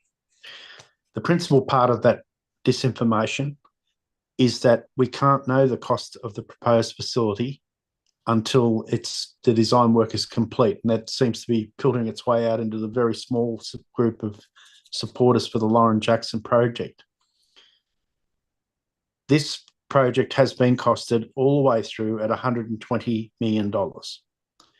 Now, at the meeting of 11th of November, Councillor Baker asked the staff a question to the effect of, isn't it the case that it's only $120 million estimate because it includes all of the basketball stuff? And he received the reply and the correct information from the staff that no, it's $150 million all up. There's $30 million of basketball upgrades and $120 million is the aquatics component. Trying to create a new narrative that we can't know how much it'll cost unless we spend 1.5 million more on design work is simply bankrupt and false. It is also worth remarking that the principal advocate for this project came to the Albury City Council chamber on the 11th of November and did not understand, as his question revealed, how much this project would cost. and what the estimated cost was. That is almost unbelievable. Almost unbelievable. If I hadn't seen it with my own eyes, I wouldn't have believed it. The fact, Councillor Cameron, that is a personal slight. You take offence to it. If I'm ever going anywhere near that, I would appreciate if Mayor Mack could pull you up. on the point of order, Mayor Mack. Councillor Baker, just in relation to the point of order, Councillor Cameron's only repeating what happened on that evening, I believe. What are you actually nuancing as the issue? No. Just rather let it go. Okay, Councillor Cameron, continue. Thank you. So to come to this chamber and being the principal advocate in council and possibly outside of council for this project, and to not understand or inform oneself of what the liable cost of this project is reprehensible in my view. Of all the advocates that we receive for this project, and I can only honestly say that I've received 10 or 15 emails, not a great many really, none of them ever raised the issue of the costs. And tonight again, we heard that the costs are airbrushed out of this. They're either buying into this new narrative that we can't know the costs until we spend more money on the design work, or that they simply don't care that it needs to be built, and the benefits are described as innumerable. And in other terms of quantification that are just not factual and not verifiable. So the core issue with this is, I'm sure all of us, including myself even, would love to see this facility built. But it is simply unaffordable for a city our size and a city in the foreseeable future in our financial situation. This city, as it was discussed on the 11th of November, has critically needed infrastructure work to be built in both transport and sewage and water in the next 10 years to the tune of many hundreds of millions of dollars. It is not possible to build this facility. There are some who say that the federal and state governments will fund it. I suggest that is a clear fantasy. It hasn't happened in the past with other projects such as Mama and the Lavington Sports Development, which I oppose both of them.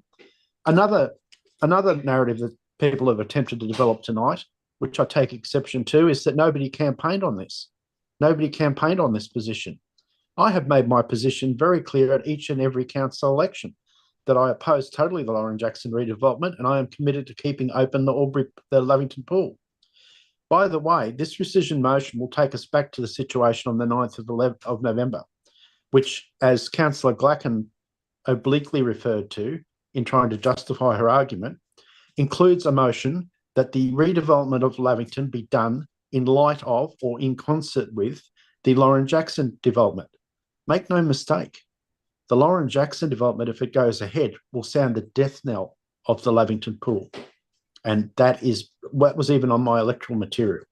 So for people to come here tonight and say that nobody campaigned on this position, it was somehow unfair, the decision of the 11th of November was unfair or unethical or cynical or, wrong in some way, I could equally take you back to the previous term of council where it was determined that Lauren Jackson would not go ahead.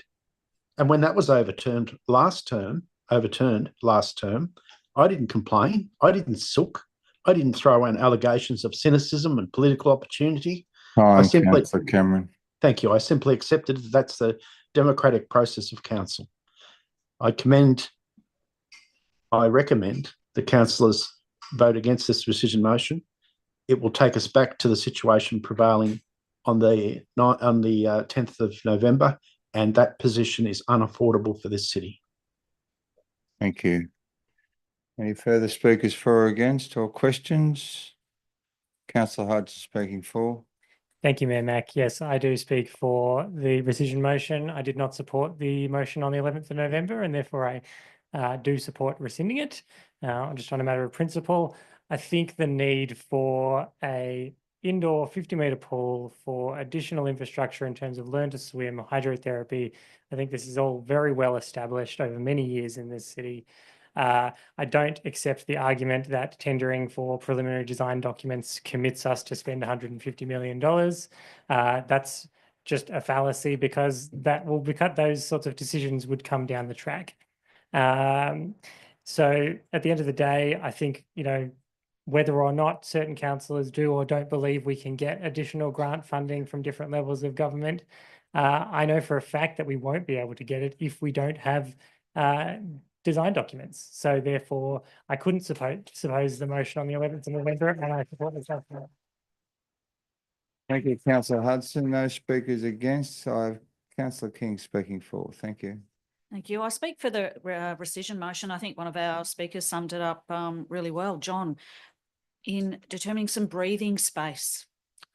Councils, I think there's some real merit in some breathing space. And I do think there does give us opportunity for further briefings, for more comprehensive understanding, not absolutely appreciate that the financial sustainability of council and our operations are on the forefront of everyone's thinking. So I know that we need to come into it with that lens.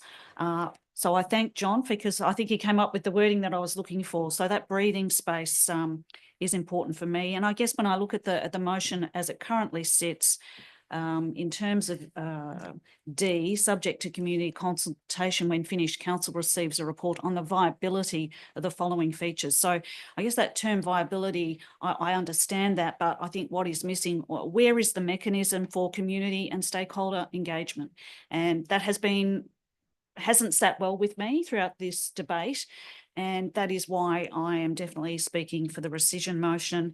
Other comments from our speakers, which I think, does sum up that aspiration. I always saw it as an aspirational master plan, an aspirational, something to aim for. And as councils, we need to look at that long-term perspective, notwithstanding financial sustainability has to be absolutely front and centre. But, again, a comment, let's see what can collectively be achieved. Again, raised by Jade, surrounding the process, previous to this, we've had full stakeholder engagement plans, we've had community consultation, and as Councillor Baker alluded to, there's been several stops along the journey. And one of I guess the things that I'm always conscious of is bringing the community along with decisions that we make. And I just feel that the motion that Council adopted previously, that is now the subject of the rescission motion, I really feel that didn't bring the community along with the journey for this quite important strategic decision. You can hear the despair when people are talking about, this can being kicked down the road for so long, and you can sense that frustration. So, and again, backed up by some of the things Tegan had to say, rather than an idea or an assumption or a wish list, maybe there is merit putting the meat on the bones and just seeing what is possible, and it may not stack up. And I think Councillor Baker has actually said that on the record over the journey as well. So that's why I support Councillor Baker's notice of rescission tonight. And I hope councillors will, again, take on that advice or that suggestion of giving us some breathing space. Thank you. Thank you. Okay, no further speakers for or against. Councillor Baker, do you wish to close debate? Thanks. Thank you, Mayor Mac. Only to say that if the rescission motion is successful, the second motion does not go back to the status quo prior to the previous motion. It simply defers any planning and decisions on aquatics until the outcome of the Lavington Swim Centre replacement is presented to council for decision. So it basically pauses everything except the process that's happening at Lavington. So I would hope councillors can rescind the motion and move on to that one. Thank you. Thank you. Happy to put the motion. All those in favour? Those against? The motion is lost. Thank you, councillors. Please, chamber, desist. We'll pause for a moment while everyone leaves the chamber.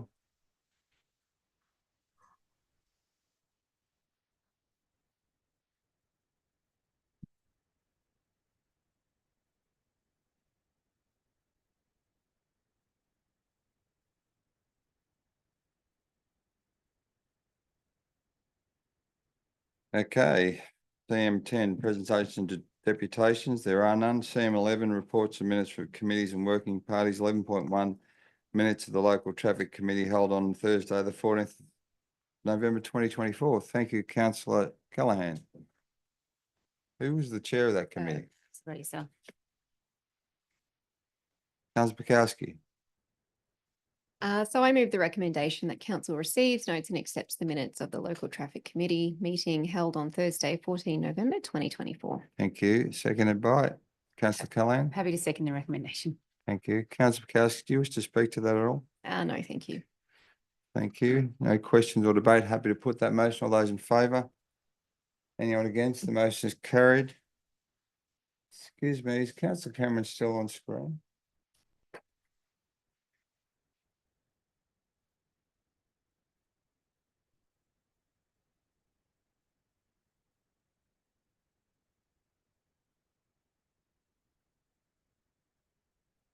Councillor Cameron, if you could turn your camera on, please. You must be visible during the meeting to conduct the meeting.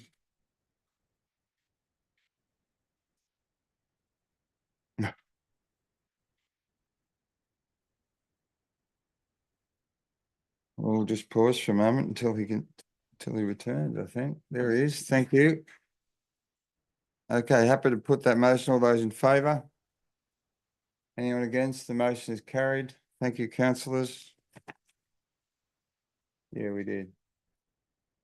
CM 11.2 minutes, the Audit and Risk and Improvement Committee meeting held on Wednesday, 11th September. Thank you, councillors. Councillor King. I move that council receives, notes and accepts the minutes of the Audit, Risk and Improvement Committee meeting held on Wednesday, the 11th of September 2024. Thank you. Seconder, please. Councillor Callaghan. Happy to second the recommendation. Thank you. Councillor King, did you wish to speak to that at all? Thank you. No worries. Happy to put the motion. All those in favour? Anyone against? The motion is carried.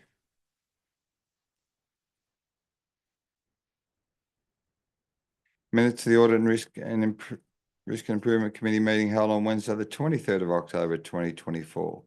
Councillor King. I move that council receives, notes and accepts the minutes of the Audit, Risk and Improvement Committee meeting held on Wednesday, 23rd of October, 2024. Thank you. Councillor Bukowski. Happy to second that motion, Mac. Thank you. Councillor King, do you wish to speak to that? I thank you. Thank you. No further questions or debate. Happy to put the motion. All those in favour? Thank you. Documents for sealing. There are none. CM 13 officer reports for consideration, and I might raise that Luke Steen will be online if we have any questions due to our staff being unavailable in the chamber due to illness. 13.1 regulatory open options for restricted premises in Albury and Lavington CBDs. Councillor King. I move that council A, receive and note this report, and B, undertake and prepare a council initiated amendment to the Albury Development Control Plan 2010 to introduce either one or a combination of development controls relating to planning provisions for restricted premises in the Albury LGA. Thank you. Councillor Callaghan. Happy to second the recommendation. Thank you. Councillor King, do you wish to speak to this? Thanks. Thank you. Look, councillors in the community at large, I think, were quite surprised in terms of council's ability to more accurately give a direction in terms of whether restricted premises were able to be developed in the CBD. In particular, that retail precinct that came up in Olive Street, very close to Murray Conservatorium, which does attract children, and a gateway to one of our major shopping centres with the Myer complex. So I think this amendment that we're looking to do to the Albury Development Control Plan will seek feedback from community. All the stakeholders will be very much aware, not just the community members, but also particular applicants that will be aware of what is planned. I also note that Dubbo Regional Council has development control plans that do have some requirements that do have similar stipulations, and they also require a social impact assessment. So, you know, bringing up ideas like that could be considered with officers might be important in terms of really establishing the full facts about the development to support decision making when taking in that social impact assessment. So a suggestion of how other regional cities are dealing with similar provisions, I think, is worth noting. But at this stage, it's looking at council initiating an amendment to the Albury Development Control Plan to introduce some of these development control plans to planning provisions for restricted premises in the Albury LGA, which will involve stakeholders, community feedback, so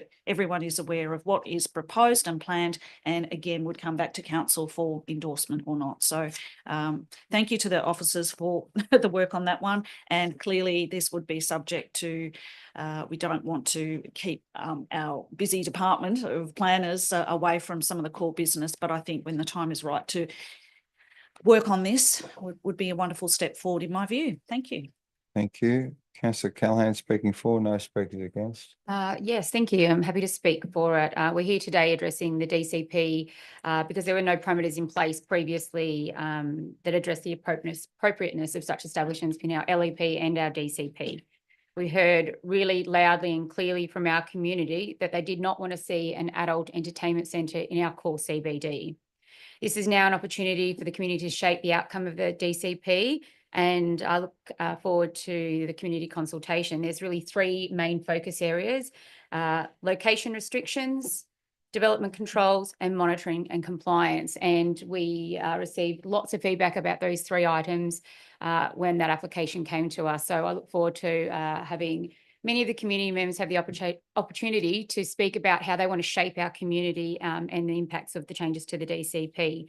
I think this also highlights too something I've spoken about for quite some time now, that our DCP and our LEP were from 2010.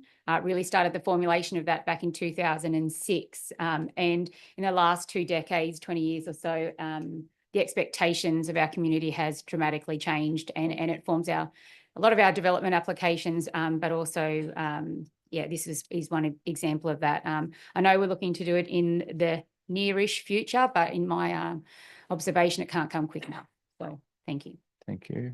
Another speaker for, no speakers against. Councillor Blacken. Thank you for allowing me to speak on it. There is no one against, and I'll raise an issue very quickly.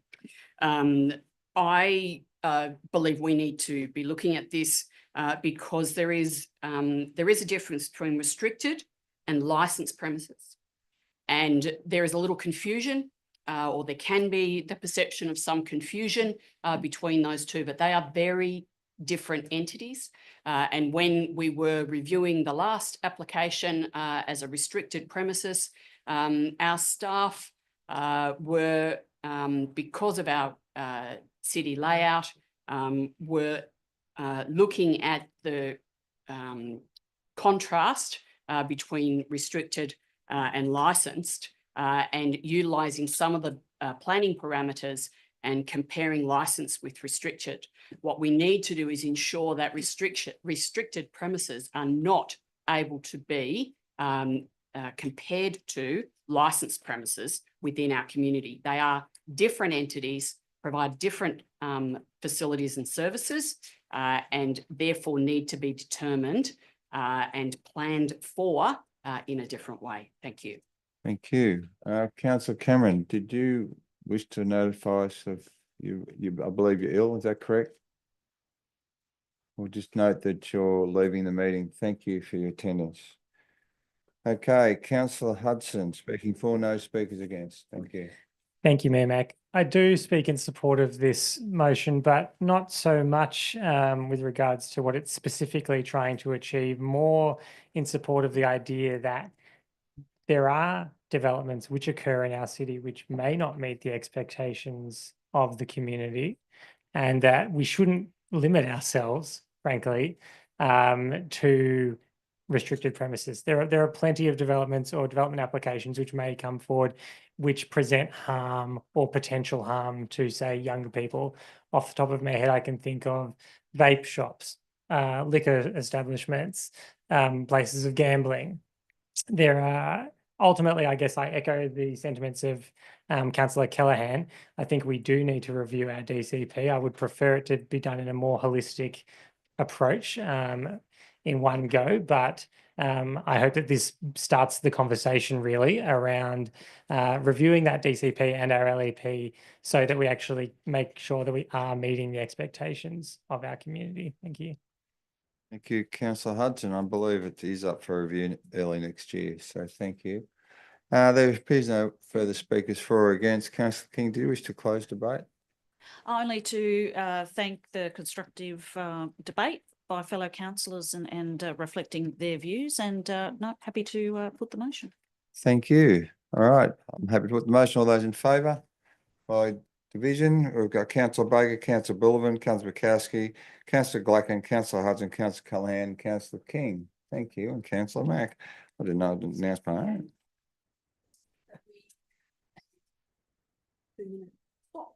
Absolutely. I think you were reading my mind. Councillor Glacken, we'll have a 2-minute stop. We've had nearly 2 hours. We'll have a brief adjournment.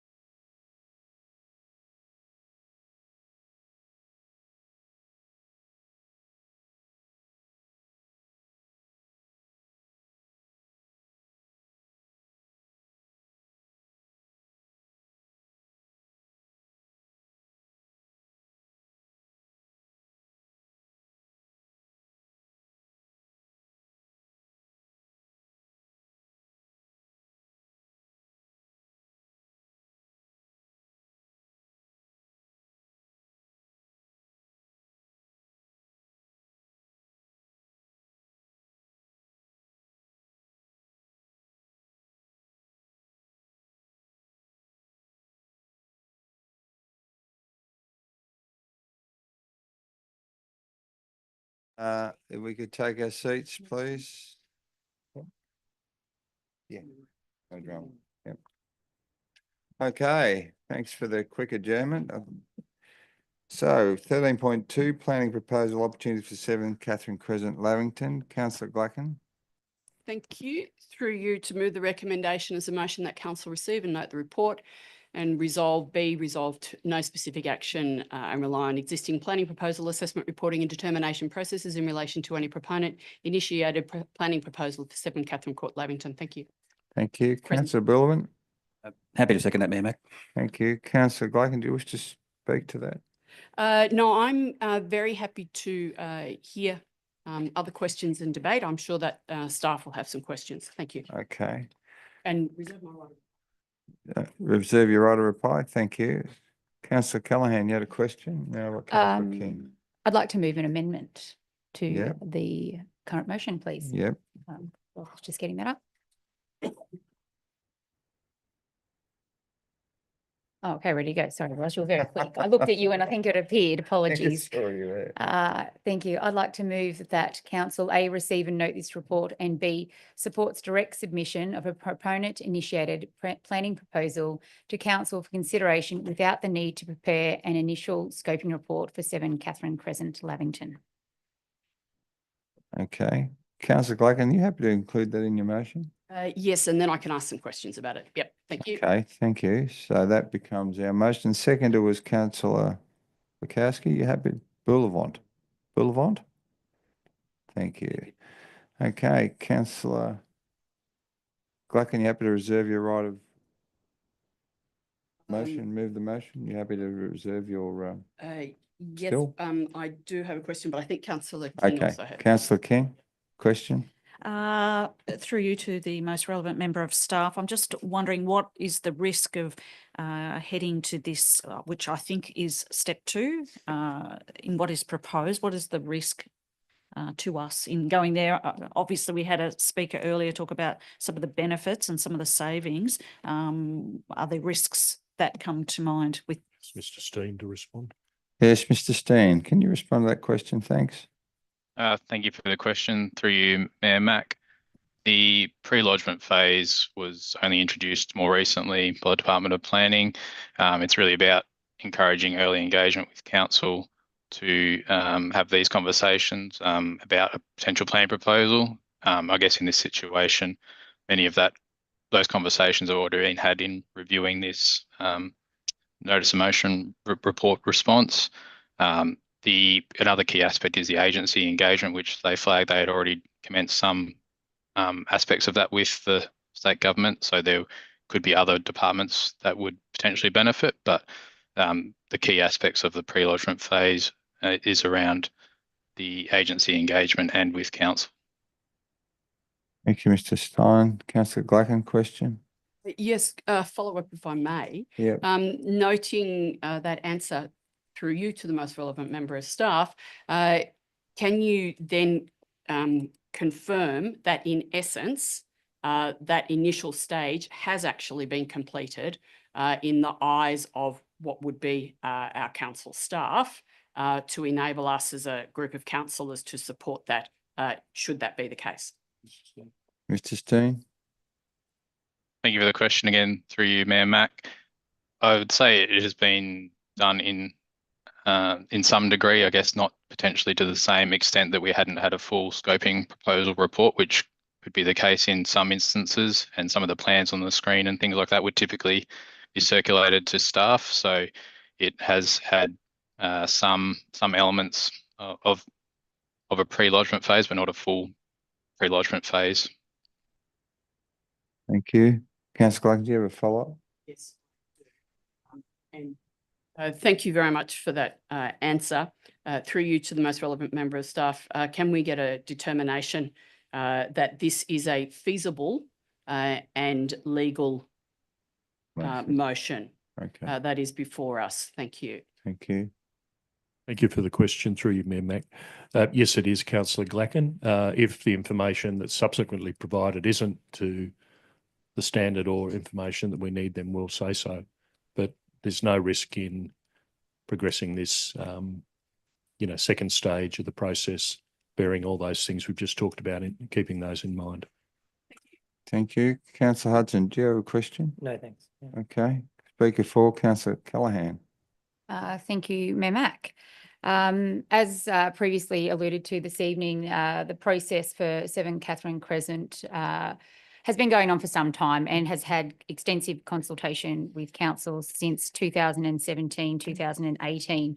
Reports dated back through June 2017 to May 2018 deal an on-site meeting with council and the New South Wales Office of Environment and Heritage, which is now the Biodiversity Conservation Division, apologies, to discuss matters such as biodiversity. Council has advised during this period that they will be beginning the Conservation Zone Lands Review, which we had come to us early in the year. Subsequently, the proponent didn't make the gateway determination at that time, and therefore it was sought a report to move forward. Following the release of the draft I'll keep continuing on. There is strategic alignment here. The following documents provide strategic alignment in relation to affordable housing. Towards Albury 2050, we have strategic actions under the theme of growing a sustainable busy economy. Albury is a livable city supporting sustainable population growth through the provision of high quality infrastructure, industry-leading services and high levels of amenity. Responsibly provide residential and commercial development options for a growing city whilst prioritising sustainability, and I believe this application does that. The Albury Local Housing Strategy of 2023 objective states that there is a greater variety of housing options that offer households a wider range of market choices, which I believe this does that. It boosts the proportion of overall housing stock that provides medium and high density options, and this is a low to medium investment. Incentives that provide market to provide a wider range of variety of dwelling and types.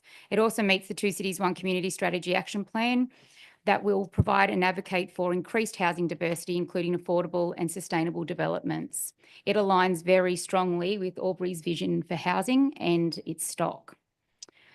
I'm going to quote from the Senior Conservation Planner Officer, Claire Colston, who is the Biodiversity, Conservation and Science Regional Delivery Department of Climate Change and Energy, the Environment of Water. The submission of 7 Catherine Crescent to Council, along with the biodiversity values, support the SJE from 2018, which demonstrates the site is now isolated and the biodiversity values have been diminished, both as a result of continued development on site in accordance with the existing use rights, and provides approvals due to the development and clearing in adjoining areas. It seems quite clear that the strategic intent of the Thurgoona Threatened Species Conservation Strategy is no longer applicable. Even without further development of this site, it is not going to function as part of the habitat network. As such, the proposed rezoning is likely to sustainably impact the conservation outcomes on site. We are unlikely to have any concerns about the proposal based on the information that you have provided. After the report has been completed, the recommendation was to do nothing. So I urge councillors to support this to not only reduce the load on our staff. It's talked about 50 days, but we know at the moment our DA rates are taking some time. And it allows the proponent to go straight to the second stage. It's clearly supported by other levels of government. It's clearly supported with our strategic alignment on several of our documents. So I'm hoping that you will support the changes to 7 Catherine Crescent. Thank you. Thank you. There appears to be no further question or debate. Councillor Glacken, do you have to close debate on this matter? Yes, indeed. And I open my closing of debate by foreshadowing that should this motion be lost, because we haven't had a lot of speakers to this, so I can't gauge whether or not we have some opposition or not. I foreshadow that should this motion be lost, that I would move the original motion. So that we could deal with this evening. But with reference to this specific application, and matter before us, 7 Catherine Crescent, I do believe that this is a good and sensible location for affordable housing. And if we were in a capital city, it would tick all of the boxes that the state government looks for when they are reviewing areas for affordable housing. It's near employment, near transport corridor, the main transport corridor in that area. It's not far from CSU, has schools, public schools in its near vicinity. It is near a community centre, at least one of, and it is near retail and commercial outlets as well. So this is a very good location for that sort of development moving forward. And therefore, I close debate. Thank you very much. Thank you, councillor Gladkin. Have put the motion as a division. Those in favour? Councillor Baker, Councillor Biddleman, Councillor Bukowski, Councillor Mack, Councillor Callaghan, Councillor Hudson, Councillor Gladkin and Councillor King. The motion is carried. Thank you. Okay, we're up to Sam 13.3, development application 10/2023/40390.001, stage 51 lot residential subdivision 492 Burma Road, Tabletop. Thank you, councillors. Thank you. Anyone?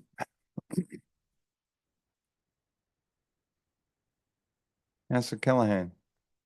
Thank you, Mayor Mac. I'd like to move the recommendation that Council A receives the contents of this report and B grants consent to development application 10.2023.40390.1 for a stage 51 lot subdivision and associated works on land described as Lot 5 of DP 1292299 and Lot 1 of DP 1008177, situated at 492 Burma Road, Tabletop Road, and 16329 Hume Highway, Tabletop, subject to the conditions contained in the draft determination included at attachment 5 to this report. Thank you. Councillor Gladkin. Thank you. Happy to second that recommendation as a motion. Thank you. I have a question, Councillor Callaghan. You want me to take the question? Thank you. Councillor Hudson. Thank you, Mayor Mac. Through you to the most relevant member of staff, I have a number of questions. Yep. The first of which is around the use of the individual septic systems for each lot. We've certainly heard a number of comments and read submissions from members of our community who are opposed to this development, citing risk of the use of the septic system. So specifically the relatively small lot size in comparison to other residences in our community who do use septic systems but are on much larger plots of land. So could you speak to that risk, please? If there is any. Thank you for the question, Councillor Hudson. Through you, Mayor Mac. Part of the assessment process, particularly relating to on-site sewer, requires a land capability assessment to understand each proposed lot's ability to manage an on-sewer site. That assessment was provided by the proponent and was accepted by the assessment staff as being reasonable for a minimum lot size of 4,000. Yes. Is it fair to say that the size of the dwelling impacts the size of the septic system which is required in terms of the number of potential occupants? Mr. Sacknage. Yes, that's the case. So the design criteria would be based on the output of the residents by way of number of bedrooms and the average load, so to speak, that's placed on the system. Which then contributes to the design of the system and the layout and size of the disposal area that's required. And there's any number of different systems and ways to deal with that. Each of them, of course, would be designed to be a site-specific unit based on that criteria. Councillor Hudson, you had a follow-up? Yes, I do. Thank you, Mayor Mac. So is it fair to say that any future DAs for dwellings that come, if we approve this subdivision, would be contingent on the available land and like they'd be restricted essentially by the size of the septic system that they could implement on the lot? Mr. Sacknage. That's correct. And by way of condition, each proposed new dwelling would need a separate approval for their on-site sewer management system, and there's a separate process to go through for each of those. The requirement at DA stage is to provide the land capability assessment to give council confidence in terms of imposing those conditions at a DA stage, noting that with individual dwellings, they will have detailed individual applications on those sites. Do you have another follow-up? Yes, one final question. Thank you. Relating to tree protection of the existing remnant native trees, I note that there's a covenant, I believe, placed on a number of the lots which have the large remnant trees on them. Could you please just explain how that will protect the trees in the future, depending on, a change of ownership of the lots? Mr. Zaknich. I'd have to look at the application in detail and provide you with further information subsequently. But from a principles-based approach, the covenant is applied to each individual allotment. Whether council is a party to that covenant or that instrument is the subject of conditions of consent. Protection of those trees, in particular hollow-bearing trees, would be part of the conditions of consent. Can they provide you with more detail in response to that answer subsequently? Councillor Gluck, you have a question or a speaker to speak at open debate? You have a question? Yes. I do. Thank you very much.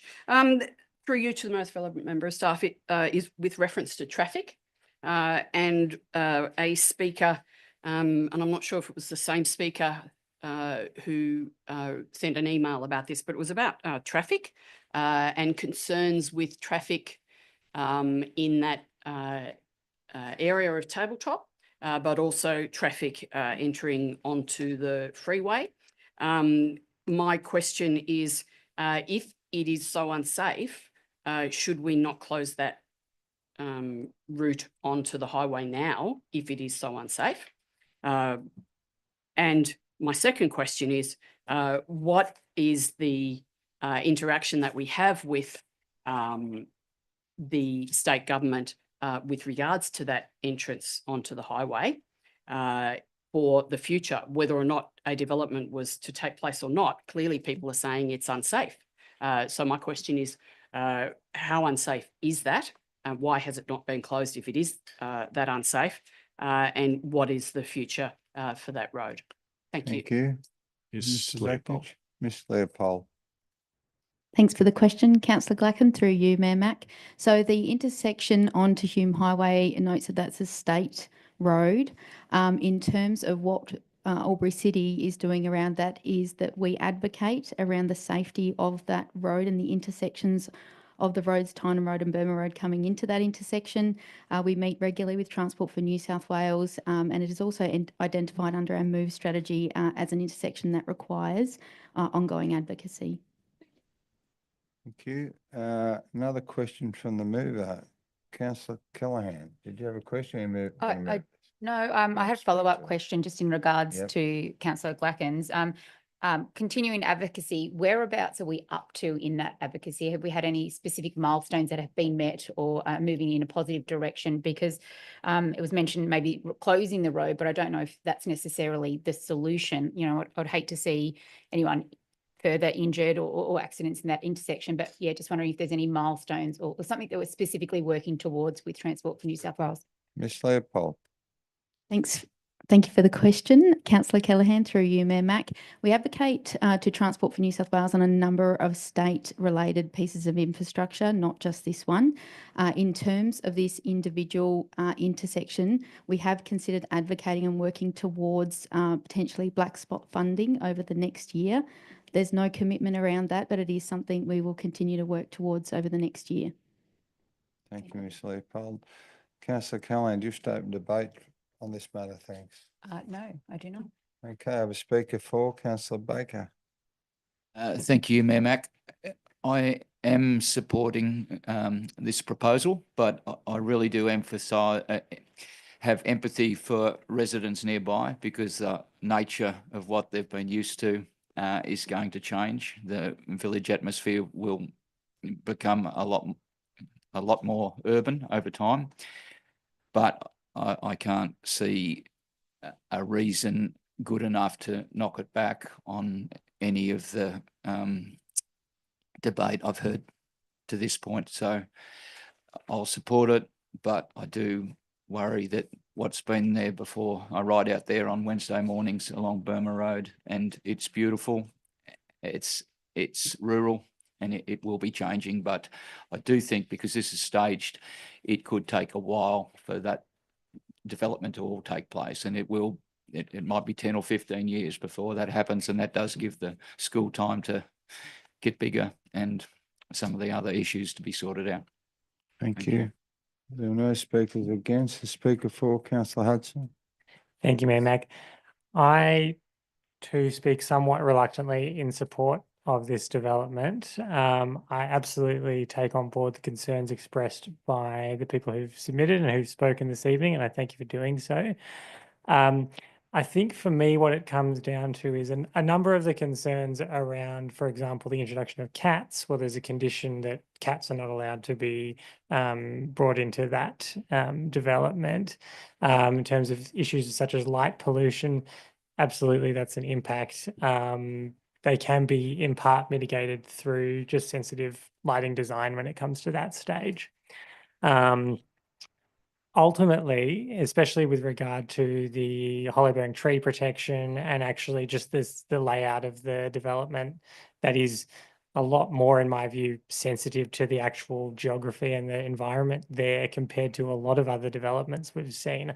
I actually think this is a better quality development, and the sort of which we actually should be encouraging from our developer community, in the sense that if every development that was occurring in our growth corridor actually took into consideration the local context that it's in, to the extent that this one does, again, acknowledging that it's probably doesn't do that to the extent that some people would like, we'd actually be better off for it. So on those grounds, I'm supporting this.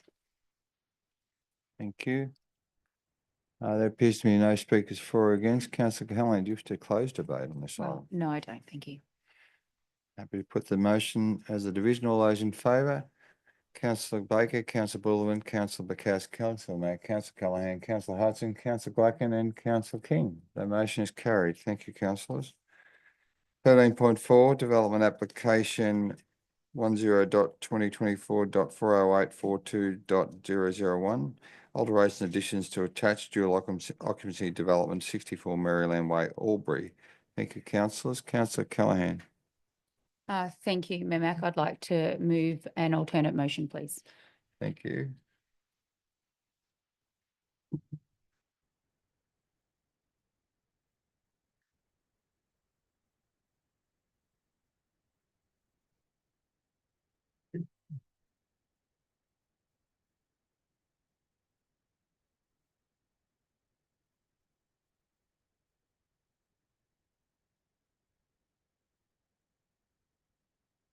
Thank you. There's your motion, Councillor Callaghan.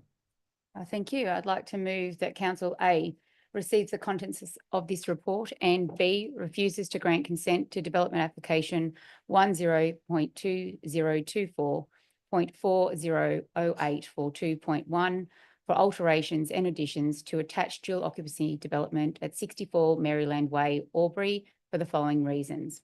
1, the development does not comply with the provisions of Part 10, Development in the Residential Zones, Division E, Medium Density Housing, Clause 2, E2. The proposed development must retain at least 3 hours of sunlight between 9 and 3 on the winter solstice for existing neighbouring residential accommodations, windows and doors of habitable rooms except bedrooms. Therefore, the development is contrary to the provisions of Section 4.151A3 of the Environmental Planning and Assessment Act 1979. And 2, the development would have an adverse impact on the amenity of the adjoining property, in particular overshadowing, and will have an adverse impact upon the built form of the area, as the additions will increase the bulk of the existing development on site, which is inconsistent with the character of the streetscape. Therefore, is contrary to the provision of Section 4.151B of the Environmental Planning and Assessment Act 1979. And 3, the development will have an adverse impact upon the amenity of the adjoining property, in particular overshadowing, and will have an adverse impact upon the built form of the area, as the additions will increase the bulk of the existing development on site, which is inconsistent with the character of the streetscape. Therefore, the development is contrary to the provision of Section 4.151D of the Environmental Planning and Assessment Act 1979. Thank you. I have a second. Thanks. Councillor Gladkin. Happy to second that Thank motion you. as a recommendation. The opposite motion. Callaghan, did you wish to open debate? Yes, I will.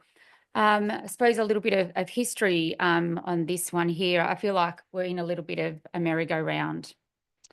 In 2014, 64 Maryland, the adjoining property was built by Davis Sanders. the neighbouring property, which is talking about the overshadowing here. In 2018, the proponent of the original motion proposed 2 new dwellings on the north boundary. Albury City Council worked with the proponent to move the entire dwelling further north, removing the extension over the single garage as well to what we see today. In 2023, of June 2023, the previous DA was unanimously not supported based on the overshadowing, the bulk, the inconsistency in the streetscape. And here we are again today in a very similar predicament, looking at a very similar DA, and I simply can't support it on the same grounds in which 8 councillors objected in 2023. Happy to hear from other councillors about their views. Thank you. There is a speaker 4, but I'll take a question from Councillor Glacken. Thanks. Thank you. I have, through you to the most relevant member of staff, I read the report a number of times last night and checked the attachments, particularly the plans or the drawings for this development. And I highlight also that I was a councillor in the last term of council, and so this did come before us. And I couldn't find any changes, although the plans appear to have a more recent date on them.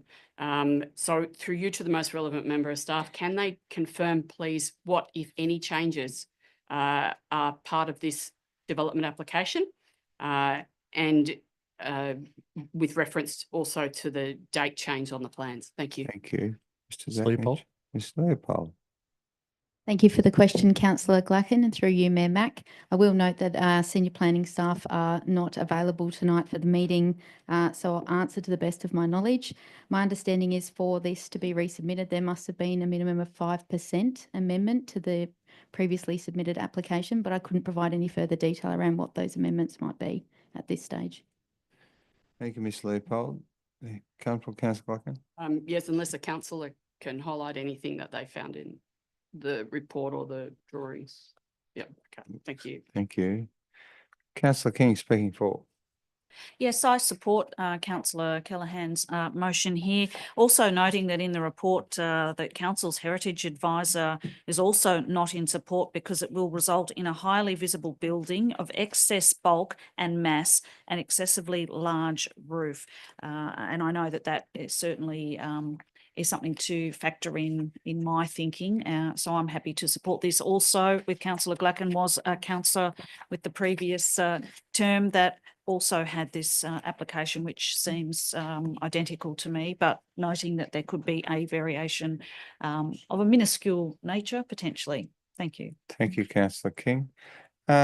Just for recollection, was that in 2022 or 2021, Councillor Glacken? Can you recall? Did we look at that? Was it the last term of council?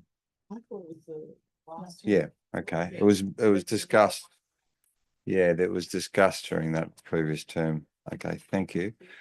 Okay, there appears to be no further questions. The speaker for Councillor Glacken. Thank you. Thank you.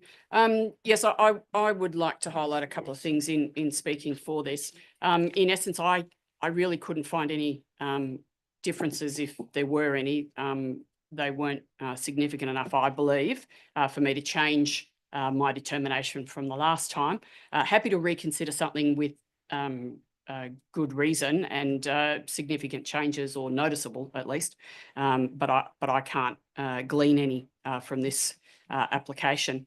And I am mindful of the fact that over time, council has moved that development or the footprint on that land to the north and enabled it was agreed that the development could take place originally back in 2018 based on the change of the roof line to the south.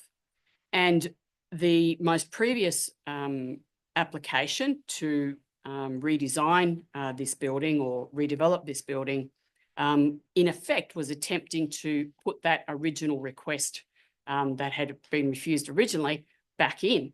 And this, in effect, to me, appears to be the same request again coming up. So this really is, for all intensive purposes, theoretically, a third attempt to try and enlarge this building to the south. And so I cannot support the original recommendation because we as a council had not allowed this previously on significant grounds that did not meet what we believed were requirements for us as a council in accordance with council's DCP. Thank you very much. Thank you, Councillor Blackman. DCP. Yeah. No further speakers for or against. Councillor Callahan, do you wish to close debate?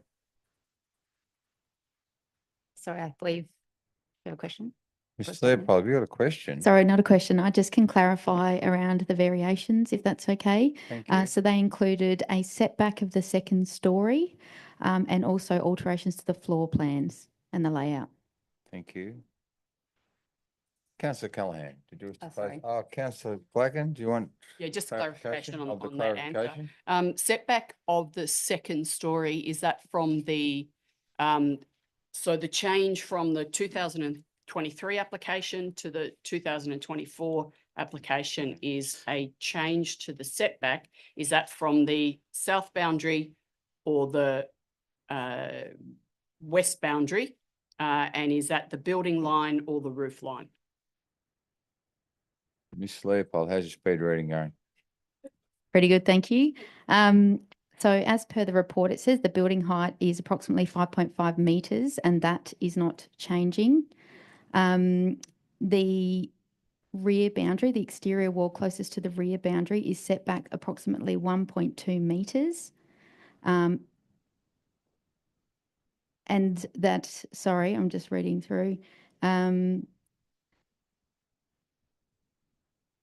So the second story addition is set back from the front building line of the dwelling to minimise scale. Does that help? Okay.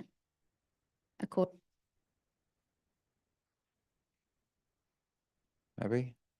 Okay, If it's the front line, it doesn't assist anything with the south. Yeah. thank you. Miss Councillor Callahan, did you wish to close debate? Only to reflect on the neighbouring property received a 7-star rating, and I'm not a builder nor am I a town planner, but I think when people are building properties, there's an absolute expectation around basic standards, and if a building is going to encroach in bulk and scale and overshadowing, I think that has a detrimental effect on the original BASIC's rating, and I'd be curious to know if it was to proceed, if it would be able to be built, the neighbouring property that is. But no, as I said, I feel like it's a merry-go-round. It's the third time it's come to the council, and I can't be supporting the original DA, but I will be supporting the refusal motion this evening. Thank you, Councillor Callahan. Happy to put that motion as a division. All those in favour? Councillor Baker, Councillor Baldwin, Councillor Bukowski, Councillor Mack, Councillor Callahan, Councillor Hudson, Councillor Blacken and Councillor King. The motion is carried. Thank you. Okay, 13.5, Australia Park Car Park Footbridge and Levy Bank upgrades, public exhibition submissions. Councillor Hudson. Thank you, Mayor Mack. I'd like to move an alternate motion. Yep. Which I have provided to the staff.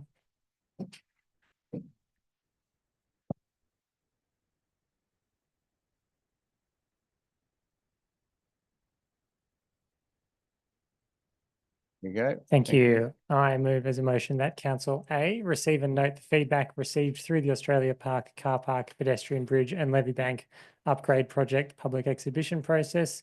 B, amend the designs of the Australia Park Car Park Pedestrian Bridge and Levy Bank Upgrade Project to include a maximum of 65 car spaces, including 4 disabled car spaces, a commensurate reduction in paved area, and a lighter coloured coating to the car park to reduce the heat sink effect. C, at the conclusion of the construction phase, identify and progress additional tree planting opportunities that won't encroach or impact the integrity of the levy bank. And D, recommence the tender process with a view to awarding a contract for the Australia Park Car Park Pedestrian Bridge and Levy Bank Upgrade Project. Bit of a mouthful. Councillor Bullivant. Happy to second that, Mayor Mac. Thank you. Councillor Hudson, just have a question. You have any take the question? Yes, I am. Councillor Glacken. Yes, thank you. Through you to the most relevant member of staff. I remember a lot about this, but I don't remember the actual number of parking spaces that it would be reduced from to provide the 65. So that's the first part of my question. And the second part of my question is, are there alternative methods to reduce the heat sink effect other than simply taking out car parking spaces? 81, I think the car parks were. 80. Thank you. Mr. Costello. Thanks very much for the question, Councillor Glacken, and through you, Mayor Mac.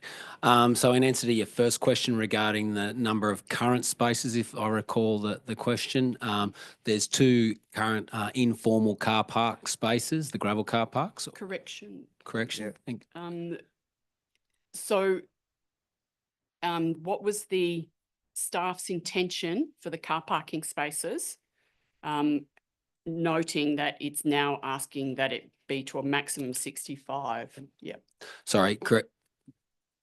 Thanks for the clarification, Councillor Glacken, and through you, Mayor Mac. So it's 80 car spaces. So this is seeking to reduce the car spaces on the current designs there by a number of 15 spaces. All right.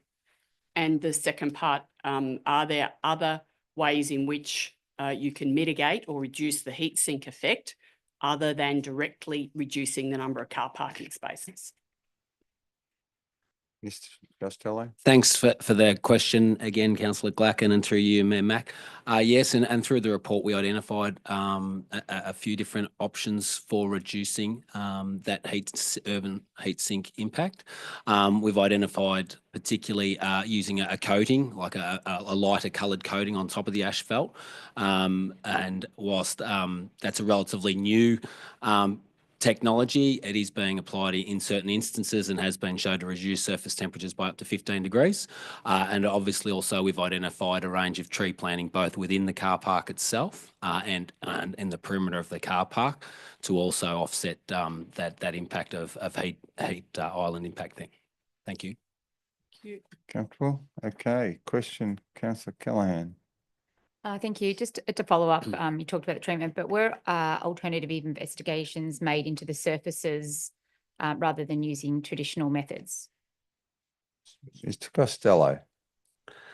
Thanks, Councillor Callaghan, and through you, Mayor Mac. Yes, we have looked at a few different options as far as surface finishings, and one particular, and again, to try and combat the heat island impact was looking at a permeable surface. Again, permeable surfaces are a relatively new technology. There's no current Australian design standard for permeable surfaces for car parks. And so there's some complexities around drainage. So given that they're permeable, the water does penetrate through the surface, and there is a requirement for piping and dispersal of that water, which does increase from what we understand, the costs. And there's not a great understanding around the longevity of the car park. So having undertaken those investigations, we believed it to be a high risk to recommend a permeable surface based on the fact that there's no design standard and increased cost and potentially issues with longevity and ongoing maintenance. Thank you, Mr. Costello. Thank you. Speaker 4, Councillor Glacken.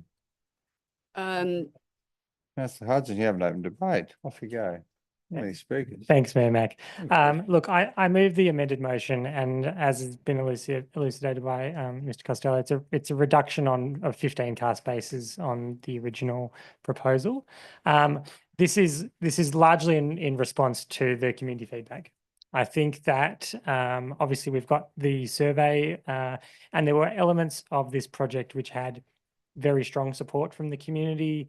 There was a 73.2% support for a new pedestrian bridge between Oddys Creek Park and Australia Park. There was a 90% support to increase native vegetation along Oddys Creek, for example, but there was less than 50% support for increasing the car spaces. And in fact, I believe the plurality of responses were actually not supportive of increasing the car spaces here. Beyond this survey, that this report references. I think we've seen the recent example of the Noriel Park project. The community has spoken loud and clear. They don't want us to pave more of the Riverside precinct. I've heard that very loud and clear.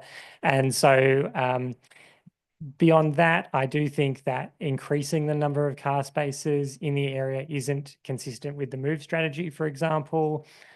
We know the CBD parking strategy identified that the average occupancy rate of car spaces in the CBD is about 58%, and that there's more than 8,000 car spaces within the CBD. There's obviously always going to be some demand for cars and parking as a result, but really, particularly in our natural areas like the Riverside precinct, we do want people to be accessing them through active and public transport. And again, as I said, the community really, they really do not want us to be paving more of that area than is absolutely necessary. I do want to thank the staff for taking feedback on board during the consultation period. For example, the lighter treatment. I think this is a really great idea, and I hope this is something that we can potentially explore in other developments in the future. And really, my amended motion simply seeks to try and maximise the responsiveness of us to the consultation, which is to simply allow the same number of car spaces which already exist. There are 55 in the Oddies Creek gravel car park, and there's another 10 next to the old Turk's Head building. So there are 65 car spaces now. I hope if the councillors support my amended motion, there will continue to be 65 car spaces in that area. Thank you. Thank you, Councillor Hudson. Speaker against, Councillor Glacken. Thank you. This is a very soft speaking against, because I'm really speaking against one item or one part, and that's the change to this motion from what was recommended from the staff. And I couch that in terms of really needing to be able to provide for the future. This is a redevelopment of this space, and simply replacing the same number of spaces in that area, I do not believe is what we need to be doing for our community, and it's our regional community I'm looking at. We have a regional play space at Oddies Creek. This is a significant part of where people would be parking. I understand we're trying to get people moving around our city, but many of the people who come and use that space are regional people, or indeed people travelling through, and it's one of those highly desirable play spaces within our region. So we have a high usage of that space from outside our region. So I foreshadow that should this motion not proceed, that I would move an alternative motion that would be to return to the original motion with a clause that the lighter coloured coating of the car park to reduce the heat sink effect would be altered slightly to enable the staff to provide for a reduced heat sink effect to the effect of 65 car parking spaces otherwise. And I suggest that our staff would be able to find a hybrid car parking or range of car parking options in that space. Some hard standing with the lighter asphalt. There might also be some that are the more permeable surfaces that would be used in high and peak use periods as well. I believe that our staff would be able to come up with some fantastic solutions for what is clearly a concern to Councillor Hudson, and I understand his concern, but we need to be looking forwards. We need to be acknowledging that our community is growing and developing. We need to be mindful of the fact that we are, as a council, looking at, in the near future, an option to be putting in water play around or in that vicinity of the Oddies Creek play space. That again will increase the number of people wishing to utilise that space. Many again who will come from around our region or from further parts of our city and utilise that on a regular basis. So whilst I support this in theory, and I understand and acknowledge Councillor Hudson's concerns with heat issues, I do believe that we should increase the car parking spaces and we can look at a hybrid provision of car parking surface. And I'm sure our staff would be able to come up with that. So I put that to our councillors to consider as an alternative option moving forward. Thank you.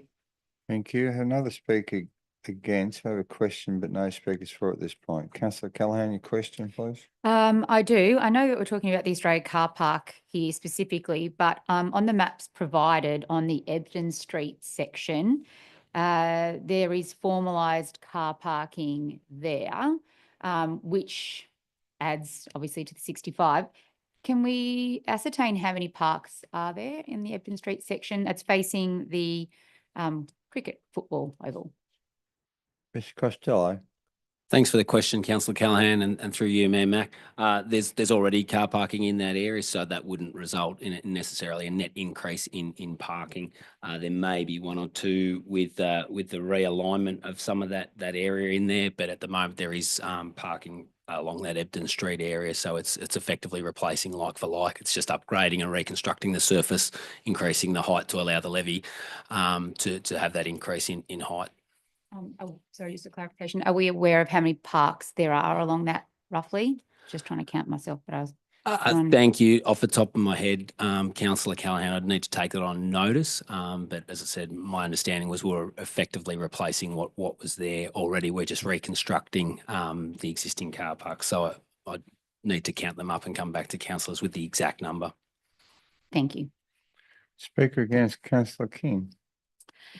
Thank you. It's a challenge, isn't it? That green space as well as accessibility for some members of our community. I acknowledge that we are a growing regional city, and I think taking that long-term approach, I think it is on balance appropriate to have an increase of the 15 spaces, certainly noting that already there is an average occupancy of between 75 to 90% during the weekends, school holidays and peak periods. I'm really conscious that there'll be a lot of young children and young families. Maybe the public transport isn't quite set up appropriately enough for all of those users at this stage. And I'm also concerned about the ageing population that we do have in our community.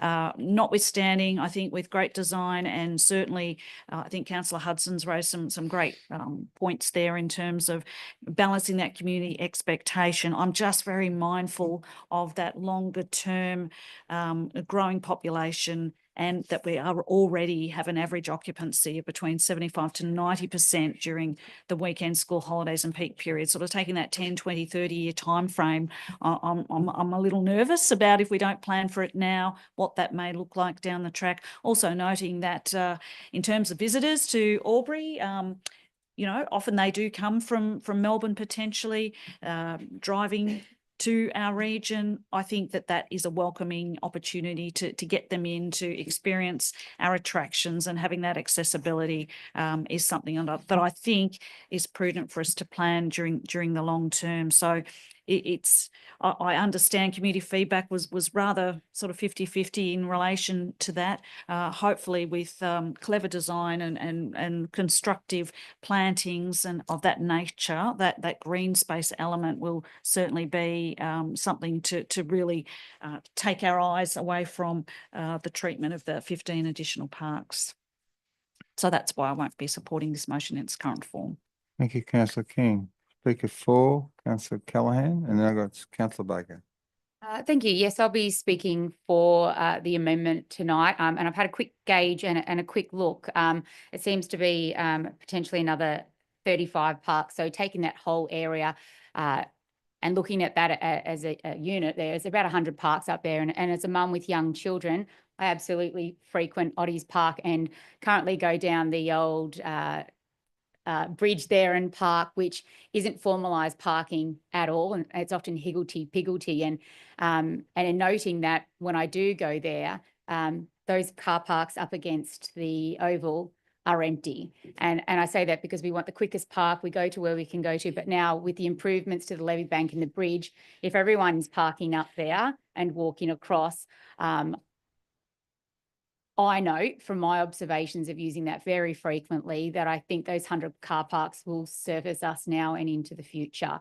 And also noting that when I go to Ottie's Park, I don't see people parking at the Basque car park to go to Oddie's Park because the access is just so poor from that at the moment to park there and wheel everything around. So I think with the improved access, people will be using that car park, but also the adjoining Ebden Street parking much more frequently. And I think it'll absolutely suffice with 100 car parks, given that there's currently 65 already. I think people will be starting to access those other ones just based on the rearrangement, the reconfiguring, and the improved bridgeway across to Oddie's Park there. So I'm absolutely in support of it because I think it's going to utilise the other parking much better. Thank you. Thank you. No speaker against. Councillor Baker speaking for. Thanks, Mayor Mac. I'm also supporting lowering the number of car parks by 15. At peak hours at Norhill and all along there, there's always no parks. So that is always going to happen. How many's enough? There are not enough when there's a lot of people wanting to use the thing, but 65 I think is ample for most of the time.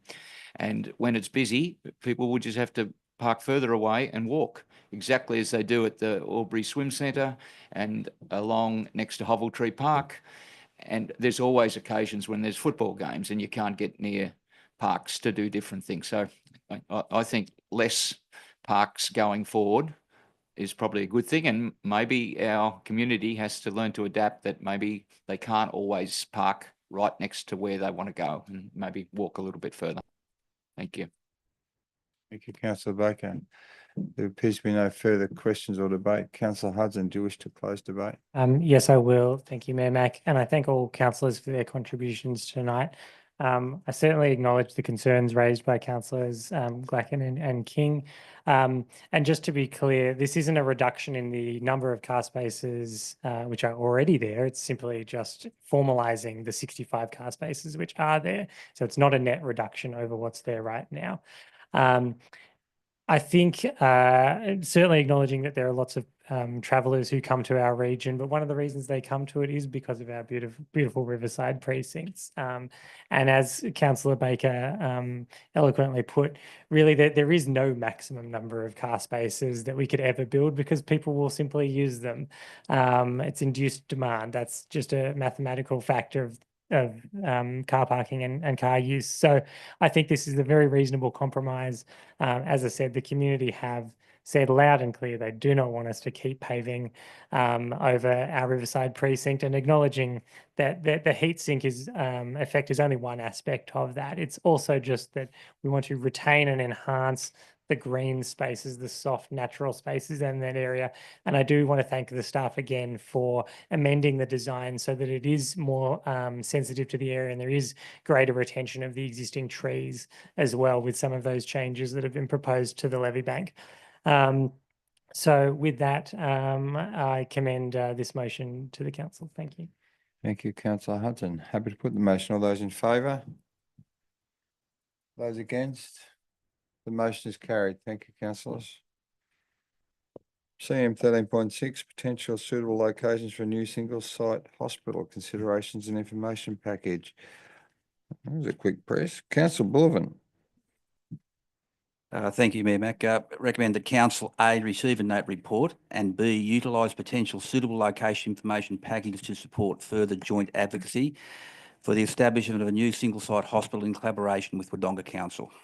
Thank you. Councillor Hudson. Very happy to second that, Mayor Mac. Thank you. Councillor Bullivant, did you wish to open debate? Thank you, Mayor Mac. With our recent election campaign and our fellow councillors, we have advocated for a potential greenfield site for our hospital. So going forward, looking with the council staff, we set them a task to go out and find potential sites within our city. And with their due diligence, they've come back with some sites that we think that we can probably send forward to a potential unified advocacy panel. We know that our health in the city has been forefront of all our thoughts, and we need to really, as a joint councils, get on with this and put these things forward to the state governments, because it is paramount that we get something going in our city for this particular our hospital sites.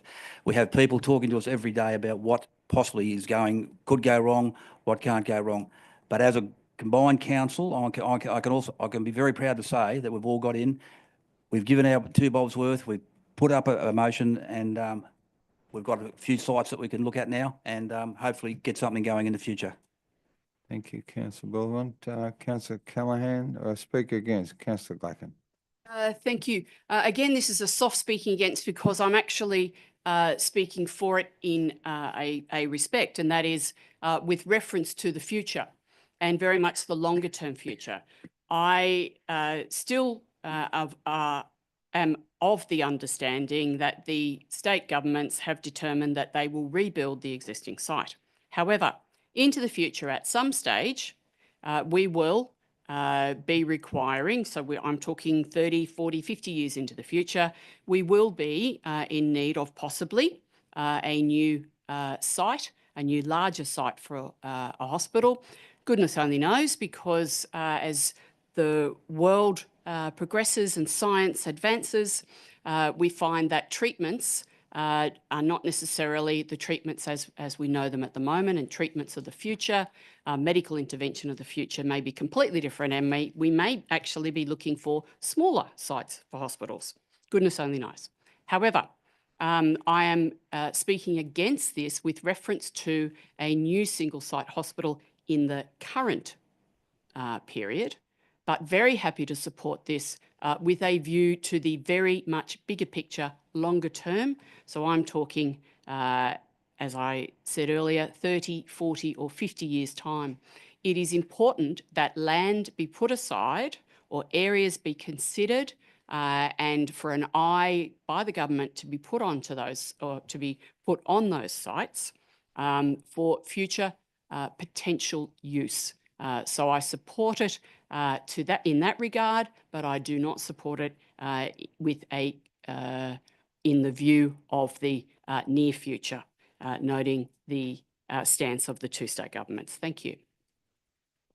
Thank you, Councillor Glacken. Speaker 4, Councillor Callaghan.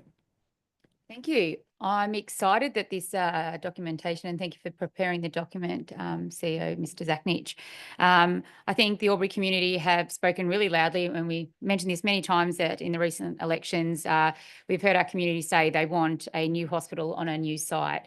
It's absolute ignorance of the government to continue to ignore that. And finally, we have identified some greenfield sites, being the Albury Equestrian Centre, Albury Racecourse, Albury Showground and the Young Street land as potential options. It isn't for us to decide where the new hospital should go, but we've got some fantastic parcels of lands to put forward. So hopefully they can actually look at some information that's coming out of Albury and Wodonga, which was recommended in the clinical services plan of 2021, which recommended a new hospital on a new site. So I think the community will be really relieved to know that there has been some land nominated, and hopefully that advocacy will continue. It certainly will on our part from Albury City Council for both the Victorian state governments to listen to the cry of our community. We have 300,000 people who access our health services. We're now in line with 12 other councils, and many more coming on board over these next few days when they start to meet for their first council meetings.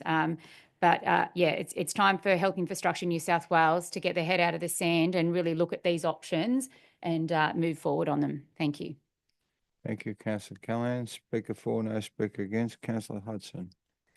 Thank you, Mayor Mac.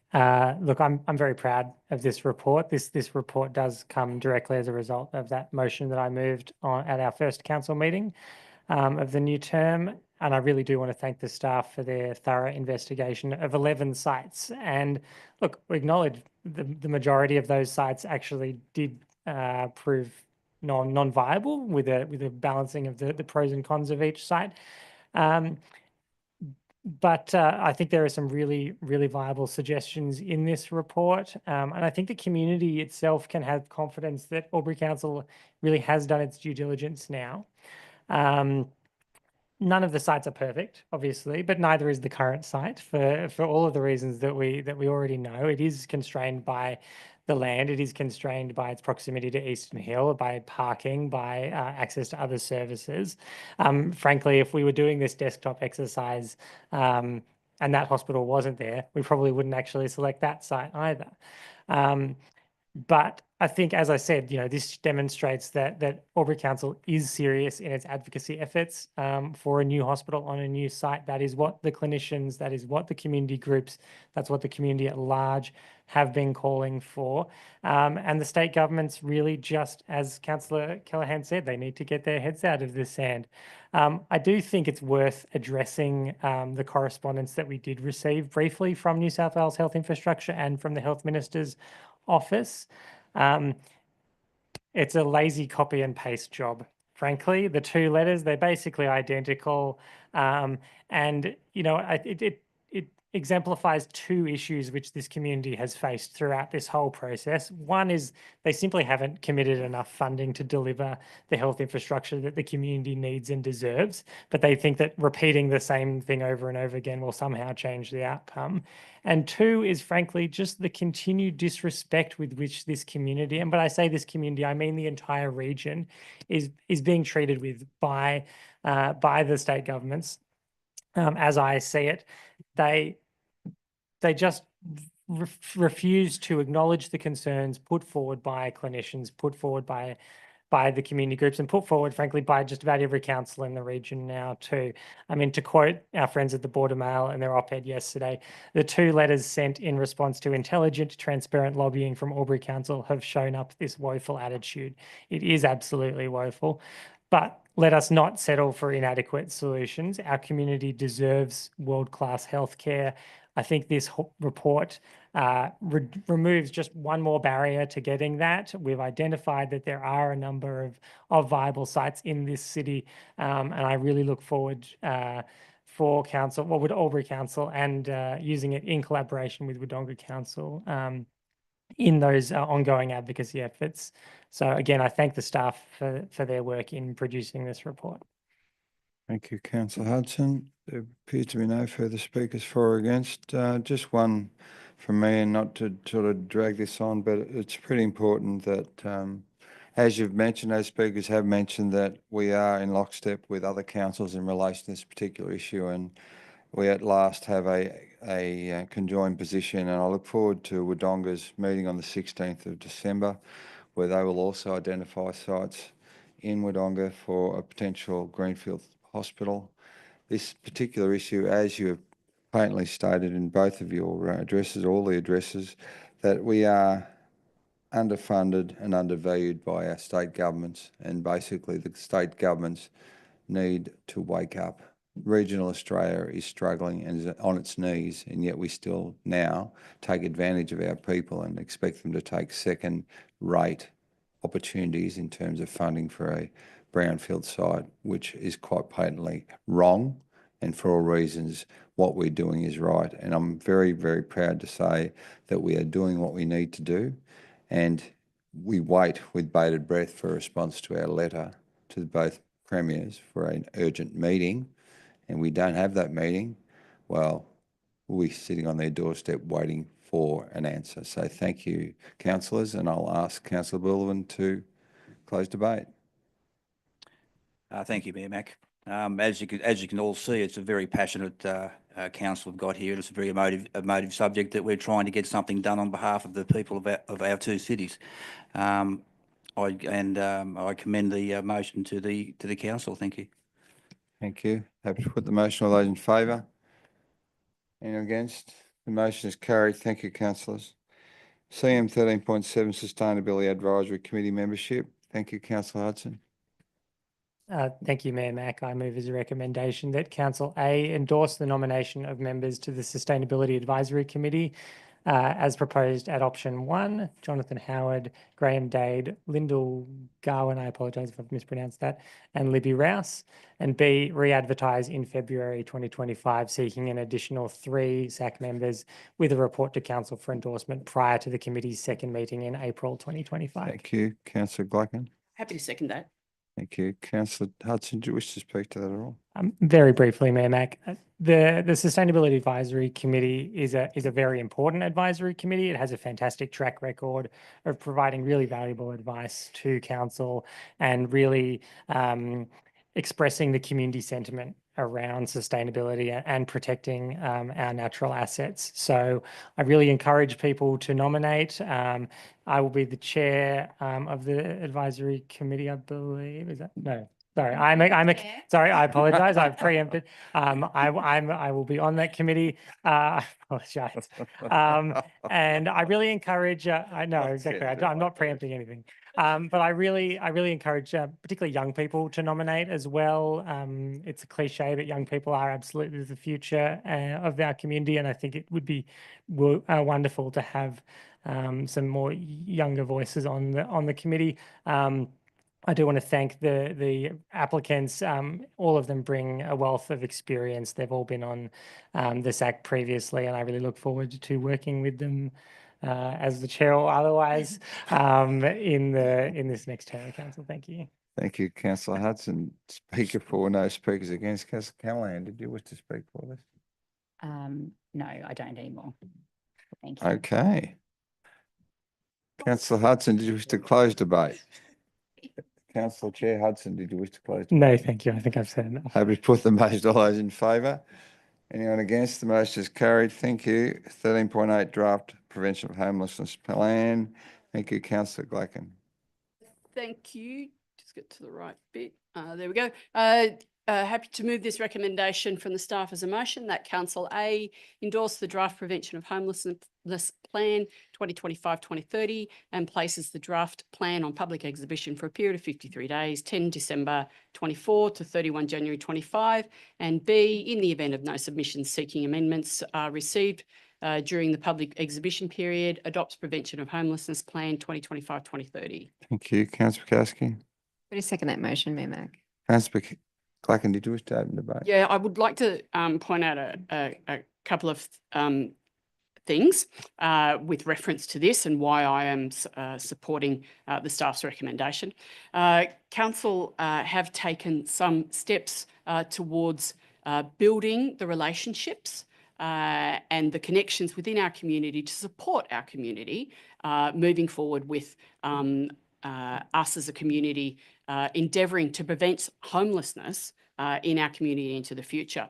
I need to highlight that this is not essentially the responsibility of local government. Homelessness is not the responsibility of local government, but working in conjunction with other agencies, other organisations, and within the community, we are able to assist the organisations and work with them, who are the organisations who are the lead in these areas, and in essence, assist our community to move forward in the endeavour of preventing homelessness.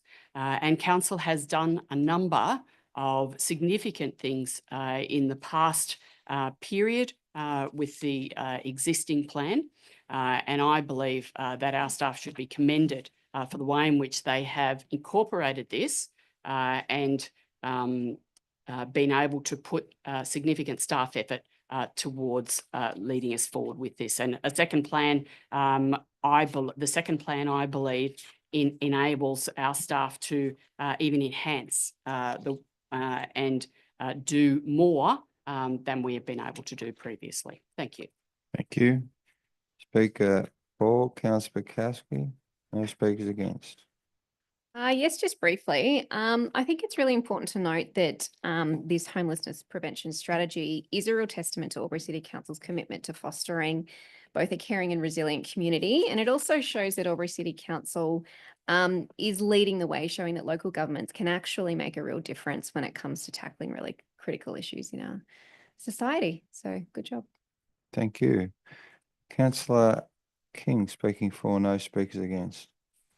Thank you. Just happy to support this motion and echo the sentiments of fellow councillors already. I just really wanted to highlight some local statistics that really had me quite concerned in terms of from the 2016 census to 2021, if I've got that correct. There is a table in our business papers, and it does talk that while Albury typically experiences lower rates of homelessness than other areas in New South Wales, however, of the local rates on young people, it is really quite disturbing. We've had a 43% increase for children and youth homelessness, and that's under 19s. The regional New South Wales average is 25.9%, New South Wales average 21%. So we've got a number 4 at the start of that percentage increase statistic. So that is really concerning. And again, to echo Councillor Bukowski's point of view, proud that our Albury City is coming up with what we can do, what we can control, what we can do to support people in desperate need of support. And let's hope that, that this plan can go some way to addressing that as part of our caring community, which we all know is one of our pillars at Albury City. So happy to support the motion. Thank you. No speakers against. Councillor Callaghan speaking for. Absolutely. Speaking for this, I think the draft prevention homelessness strategy is a really proactive and compassionate approach to dealing with the growing concerns and growing issue around homelessness within our community. It's great to see that the strategy focuses on intervention, affordability around housing, and I know Albury City's done a lot in that space over the years to really collaborate, but to support other services to prevent individuals from becoming homeless. But I think the key there is through the document and highlighted just earlier, it's all about collaborating with other agencies, but also supporting those agencies where we can remove barriers as an agency ourselves to support them to be successful in that space. I think the document really reflects a commitment to fostering dignity and safety in our community. I believe that we are stronger together, and I think we have a due diligence and we all have a commitment as a councillor to take everyone with us and to look after all people in our community. And I suppose I really also want to highlight that I'm sure that the community have great insights that they contribute to strengthen what is already a fantastic document. So I look forward to hearing what people within our community who have experienced homelessness or those agencies that support them and contributing to this document as well. So well done. Thank you. Thank you, Councillor Callaghan. No further speakers for or against or questions. Councillor Glacken, did you wish to close debate? To highlight a couple of things in closing. Yes, it is really about that collaborative opportunity that we can enable as a council. As I've highlighted earlier, it's not really our core responsibility, but we do take that on board as a responsibility to work and collaborate with other agencies. Our youth work is significant, and the supporting that we can provide to our youth going forward is very important, and the facilities and services that we provide to them otherwise, not just with housing and in direct relationship with or relation to the homelessness, but it's all of the other encompassing areas as well. We as a council have discussed previously, and I no doubt will in the future, public facilities that we are looking, we've been looked into provision of public facilities for people who are in this space, the homelessness space. One of the biggest things, or one of the biggest areas of intervention that we can as a council have and is part of our space is assistance with housing, and that's housing at all levels. Not simply affordable, not simply public housing, but really looking at all levels of housing. We know there's a housing crisis, and part of the issue with homelessness is the amount of housing that's available out there. If you can increase the pie or grow the pie, then the components within that pie also grow. Thank you. Thank you. Hope you put the motion. All those in favour? Anyone against? The motion is carried. CM 13.9, draft revised community strategic plan towards Albury 2050. Thank you, councillors. Councillor Glacken. Thank you through you to move the recommendation that council endorses the draft revised community strategic plan towards Albury 2050 to be placed on public exhibition for a minimum of 28 days. Thank you, Councillor Kowski. Would you second that motion? Thank you. Councillor Glacken, do you wish to speak to that at all? Yes, highlighting that we're putting this out for public exhibition. We encourage the community to provide us with feedback. This is a really important document. It's looking at where we as a council with our community want our community to be aiming for, where we want to be going 2050 and well into the future. So it's not just about 2050. It's about 2050 and beyond. It's what we what our community want us to be, what the facilities and services they want us to have, the type of community that we are. So we need our community to provide us with feedback over this next period to tell us whether or not they support the plan, what changes they wish to have included in that plan. Thank you. Thank you. Councillor Hudson, you have a question? I do, thank you, Mayor Mac. Through you to the most relevant member of staff. 28 days from today, I believe, is the 6th of January. I'm just wondering, because of the the festive season, Christmas and New Year's, I was wondering whether I acknowledge it says minimum of 28 days, but will it be on display for longer than 28 days? Mr. Finlayson. Yes, thank you for the question. Through you, Mayor Mac. Yes, the intention is to be at least 28 days. The endorsed stakeholder engagement plan proposes that the exhibition period commences in the new year, so through that January, February period. But if there was a view of the council group that they'd like us to activate that exhibition prior in December, then we could have an even longer exhibition period. But the current plan is to activate that early in the new year to avoid that sort of Christmas break, if you know what I mean. Thank you. Councillor Hudson. Thank you. Okay, there are no further questions or debate. Councillor Black, do you wish to close debate? Thank you, no. Happy to put the motion. All those in favour? Anyone against? The motion is carried. 13.10 Audit Risk and Improvement Committee Draft 4-Year Strategic Work Plan. Councillor King. I move that council adopt the draft ARIC 4-year strategic work plan 2024 to 2028. Thank you. Second, please. Councillor Kowski. To second that motion. Councillor King, do you wish to speak to that at all? Just to alert councillors that this plan was considered by ARIC at their November meeting and duly endorsed. So as part of the guidelines, this is the next step. It's being presented to council for formal adoption as part of OLG guidelines. So it's an important mechanism that we need to sign off on, and hopefully all councillors have had a good look at that strategic work plan and are happy to endorse. Thank you. Any further questions or debate? Happy to put the motion. All those in favour? Anyone against? The motion is carried. Delegation of Authority 13.11. Council to Mayor and CEO. Thank you, councillors. Councillor Callaghan. Thank you. I'd like to move the recommendation that council adopt the instrument of delegation to the Mayor and instrument of delegation to the CEO attached to this report. Thank you. Councillor Bullen. Happy to second that, Mayor Mac. Councillor Callaghan, do you wish to speak to that at all? I do not.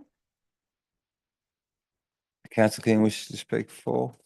Just to note that I think those minor changes are good.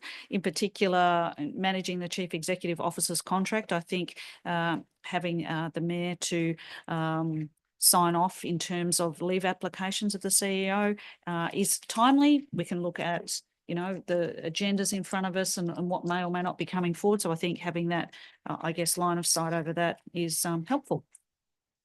Thank you. Okay, Councillor Callaghan, do you wish to close debate? There's no further questions. Happy to put the motion. All those in favour? Anyone against? The motion is carried. Thank you, councillors. Albury City Information Guide 2024, CM 13.12. Thank you, councillors. Councillor Callaghan. Thank you. I'd like to move the recommendation that council adopt the revised Albury City Information Guide 2024. Thank you. Happy to second that motion, Mayor Mac. Thank you. Councillor Callaghan, do you wish to open debate? Thank you. Okay, then no question or debate. Happy to put the motion. All those in favour? Motion is carried. Thank you. We have 13.13, the Community Engagement Strategy Review. Councillor Callaghan. Thank you. I'd like to move the recommendation that the council adopt the 2024-2028 Engaging Albury Strategy and Implementation Plan as council's community engagement strategy and action plan. Thank you. Councillor Kowski. To second that motion, Mayor Mac. Councillor Callaghan, do you wish to speak to that? I do. I'm just quickly getting up a photo.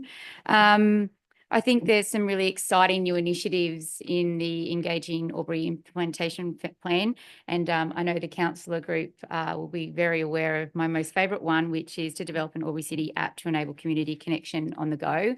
I think this is allowing people to really be a part of Albury City on the go. I think it's really moving with technology, with geocaching. I think you should be able to have your tickets on your phone when you're going out there. I think you should be able to access your bills on your phone and understand where you're up to with your water and those types of things. And I think that interaction with Albury City will only become greater, and people will be able to engage with Albury City much more if we have a user-friendly app on everyone's device, and we know how much we all use and rely on our phones on a day-to-day basis. The other thing I'd probably like to highlight in there is the citizens jury.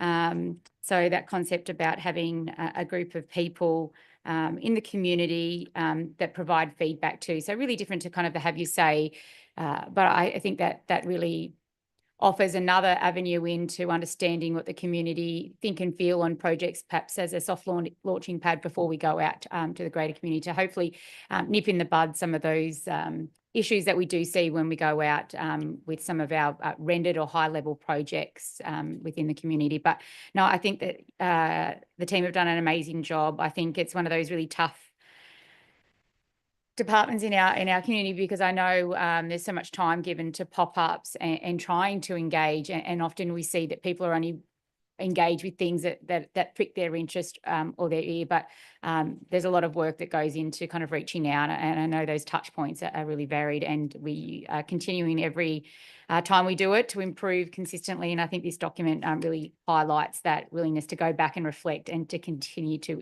improve practices and processes and meet the expectations of our community. So thank you. Thank you. There appears to be no speakers for or against. Do you wish to close the debate? No, happy to put the motion. Thank you. All those in favour? Anyone against? The motion is carried. Thank you, councillors. 13.14, draft stakeholder engagement plan, Australia Day and Citizenship Ceremony 2025. Councillor Blackman.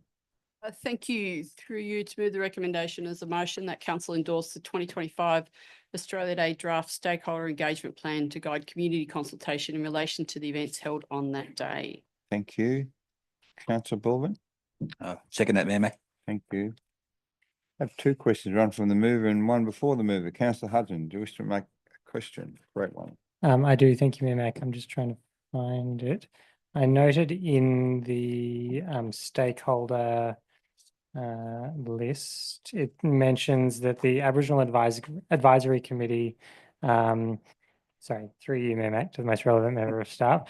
I note in the stakeholder list, it mentions that there's a committee meeting to be held on the 27th of November to help determine the level of involvement of the Aboriginal Advisory Committee in the consultation. I was just wondering if we could have a bit more detail on that, please. Mr. Hennon. Mr. Hennon. Thanks very much for your question, Councillor Hudson, and through you, Mayor Mac. The only bit of extra information I can give you is that is yet to be determined at this point. The level of consultation and the level of involvement from the committee is yet to be determined. They're still working on it. Follow up, Councillor Hudson. Yes, thank you. Is that likely to be determined prior to January 26th then? I'd need to take that one on notice unless you've got any other. Ms. Squire. Thanks, Mayor Mac, and thanks for the question, Councillor Hudson. So my understanding from the conversation at the advisory committee was that we would actually provide some additional support to help them with the distribution of the survey into the Aboriginal community and some of those stakeholder organisations, because the online format doesn't always work. So that's part of the work that we'll be doing in the lead up to the go live and working with our Aboriginal community development team to get that information out. So my understanding is that was discussed and that's what we're going to be putting in place. Great, thank you. Councillor Clark, I have a question before we open debate. Yes, my question is, and I can't find the questions now, so I'll stop looking for the questions and ask the questions, so the sample questions that we had. How do we, through you to the most relevant member of staff, how do we deal, because my reading of the questions was all about, did you attend, yes or no, and if you did, answer these other subsequent questions. How do we deal with the scenario of people who were not able to attend the event for whatever reason? They went away somewhere else on holiday with family. They were at work on that day. They had a family wedding that they went to, etc. How do we glean information from them rather than they just said they didn't go and it goes no further? Thanks very much for your question, Councillor Glacken, and through you, Mayor Mack. That the third question stated there, and I know you couldn't find it when you were looking just then, is just asking them to share any other feedback or suggestions. If they didn't attend the event, it doesn't preclude them from answering those other questions. Okay, thank you. And so noting that they were draft questions, they weren't in the real format, what I'm hoping is that people, once they get to that first bit, did you or didn't you attend? And then what did you think about it? I'm hoping that it doesn't discourage them from going further into the survey, that's all. So that was why I'm really asking. Yeah, okay. Did you wish to open debate? Yes, if happy to open debate. Thank you very much. As has been agreed by council, we will undertake further interaction with our community or further engagement with our community on the events that we will have on or around Australia Day in 2025. That will give us an opportunity to gauge whether or not the community is happy again to support the enhanced engagement or interaction with the community on Australia Day or around Australia Day, and whether they support those activities as we're having them in 2025. And we need to continue to ask our community that because, as we know, sometimes situations change, community sentiment changes, and we also need to confirm that the changes that we're making are really supported by our community. Thank you very much. Thank you, Councillor Glacken. There appears to be no further speakers for or against. Happy to put the motion. All those in favour? Anyone against? The motion is carried. TM 13.15 guidelines for communication between councillors and strategic leaders. Thank you, councillors. Councillor Glacken.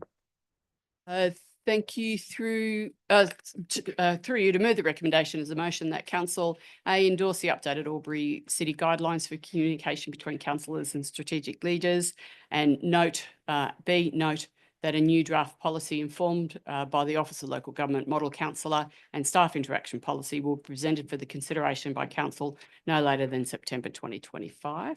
Thank you. Councillor King. Happy to second the motion. Thank you. Councillor Glacken, do you wish to speak to that at all? Thank you. No, that's fine. Please me no question or debate. Happy to put the motion. All those in favour? Anyone against? The motion is carried. CM 14 officer reports for noting. 14.1 disclosure of interest. Councillor's first returns. Councillor King. I move that council receive and note the first disclosure of pecuniary interest returns for recently elected councillors, and B, acknowledge that disclosures will be made publicly available per the Government Information Public Access Regulation 2018. Thank you. Councillor Billivan. Second that, Mayor Mack. Councillor King, do you wish to speak to that at all? No, thank you. There's been no questions. I have a question. Councillor Glacken. Yes, can we have it confirmed that the documents are there on the table, please? Through you to the most relevant member of staff. Ms Stevens. Thank you for that question through you, Mayor Mack. Yes, I can confirm that the documents are situated on the table just in front of us here. Thank you. Thank you. Thank you. Happy to put the motion. All those in favour? Anyone against? The motion is carried. We have 14.2, the IPART review of prices for value of general services to council. Councillor Callaghan. Thank you. I'd like to move the recommendation that council receives and notes Albury City's submission to IPART on the review of prices for land valuation services provided by the Valuer General. Thank you. Second, please, Councillor Pekowski. To second that motion, Mayor Mack. Thank you. Councillor Callaghan, did you wish to speak to that? I do have a question first, if that's okay. Yep. Through you to the most relevant staff member. Mr Finlayson. How many objections have we had in the last valuation cycle from residents of Albury? Thank you for the question through you, Mayor Mack. From memory, it was in the order of 30 or 40 objections, of which we have around 25,000 properties. There were, of those that were received by the Valuer General, many of those related to the central Albury area. Thank you. Did you wish to open debate, Councillor Callaghan, while you're there? I do. Yeah. Thank you.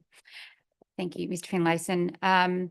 Albury City lodged a submission to IPART review of prices of land value services provided by the Value General on the 19th of November. Key points raised in that submission were that Albury City does not regard the Value General's pricing proposal as good value.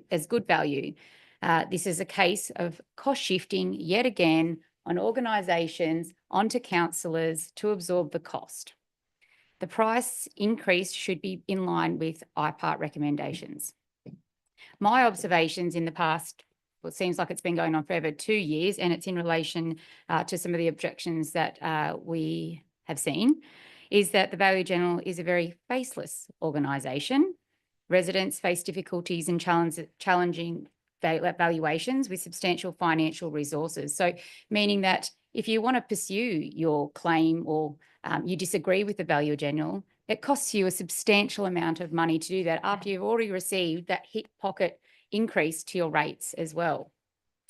There are multiple valuers sent to Albury during any one given valuation period, which absolutely increases the inconsistency across our community.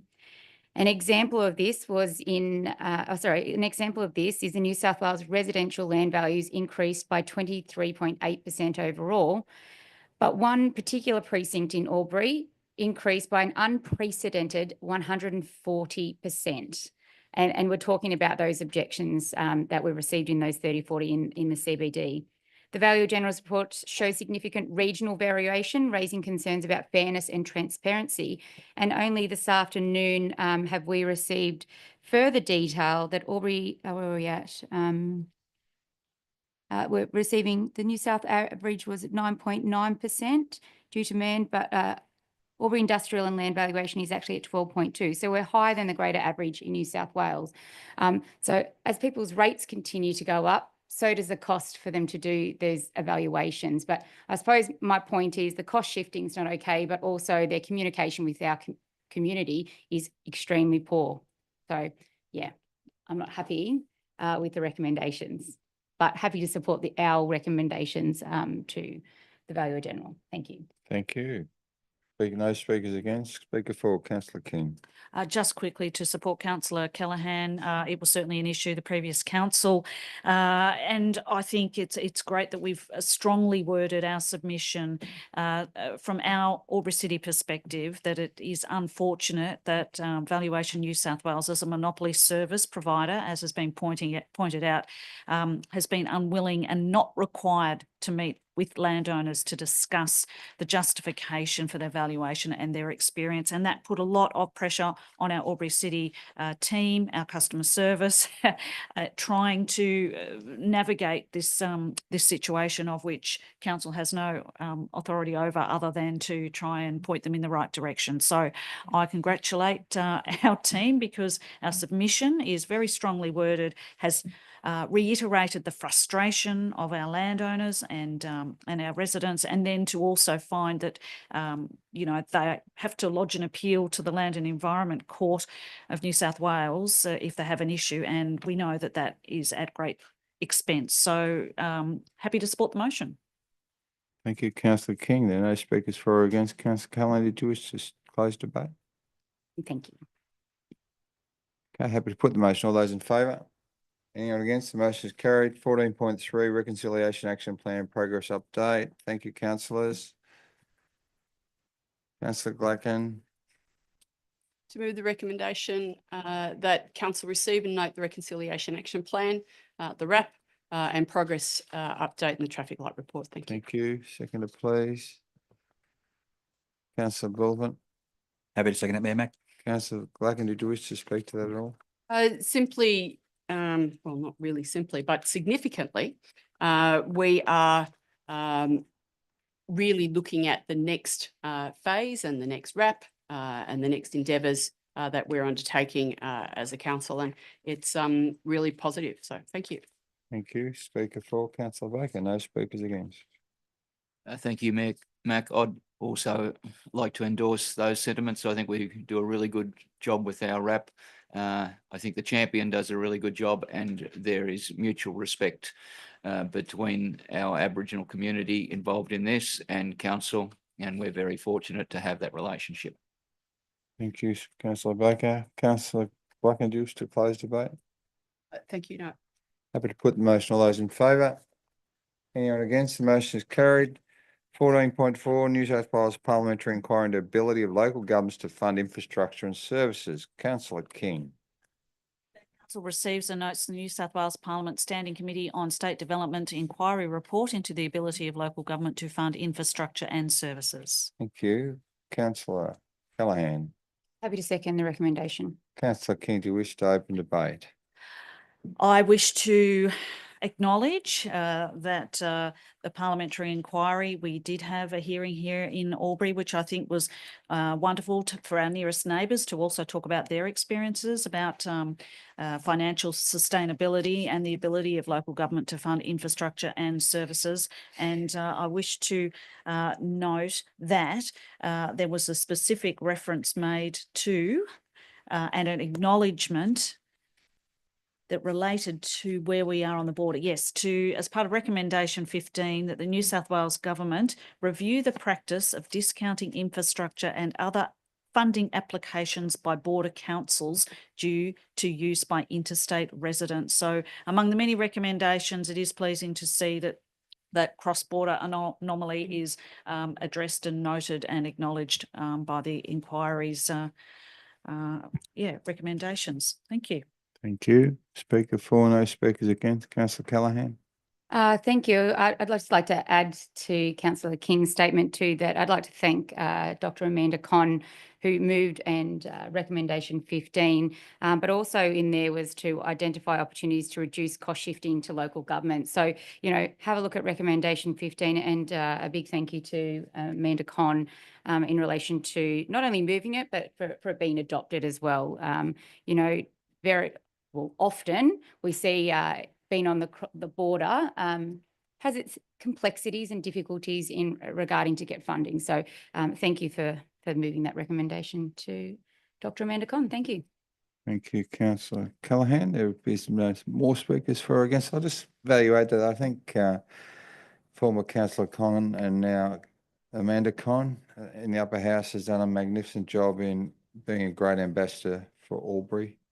And we have a voice in Parliament that actually makes a difference in the upper house with regards to the hospital, the work she's done with Freedom of Information inquiries, the work on this inquiry.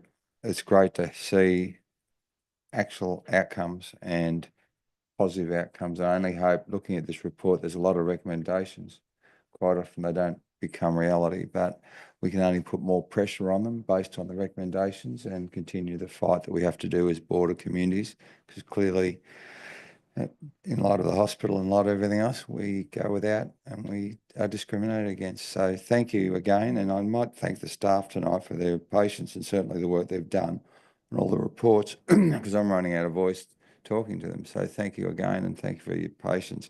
Councillor Glake, do you wish to speak before we close? Yes, to highlight another area that is really significant for us as a local government areas, and that is the fact that we are a regional city and provide facilities and services to a very much larger community than is actually our resident population.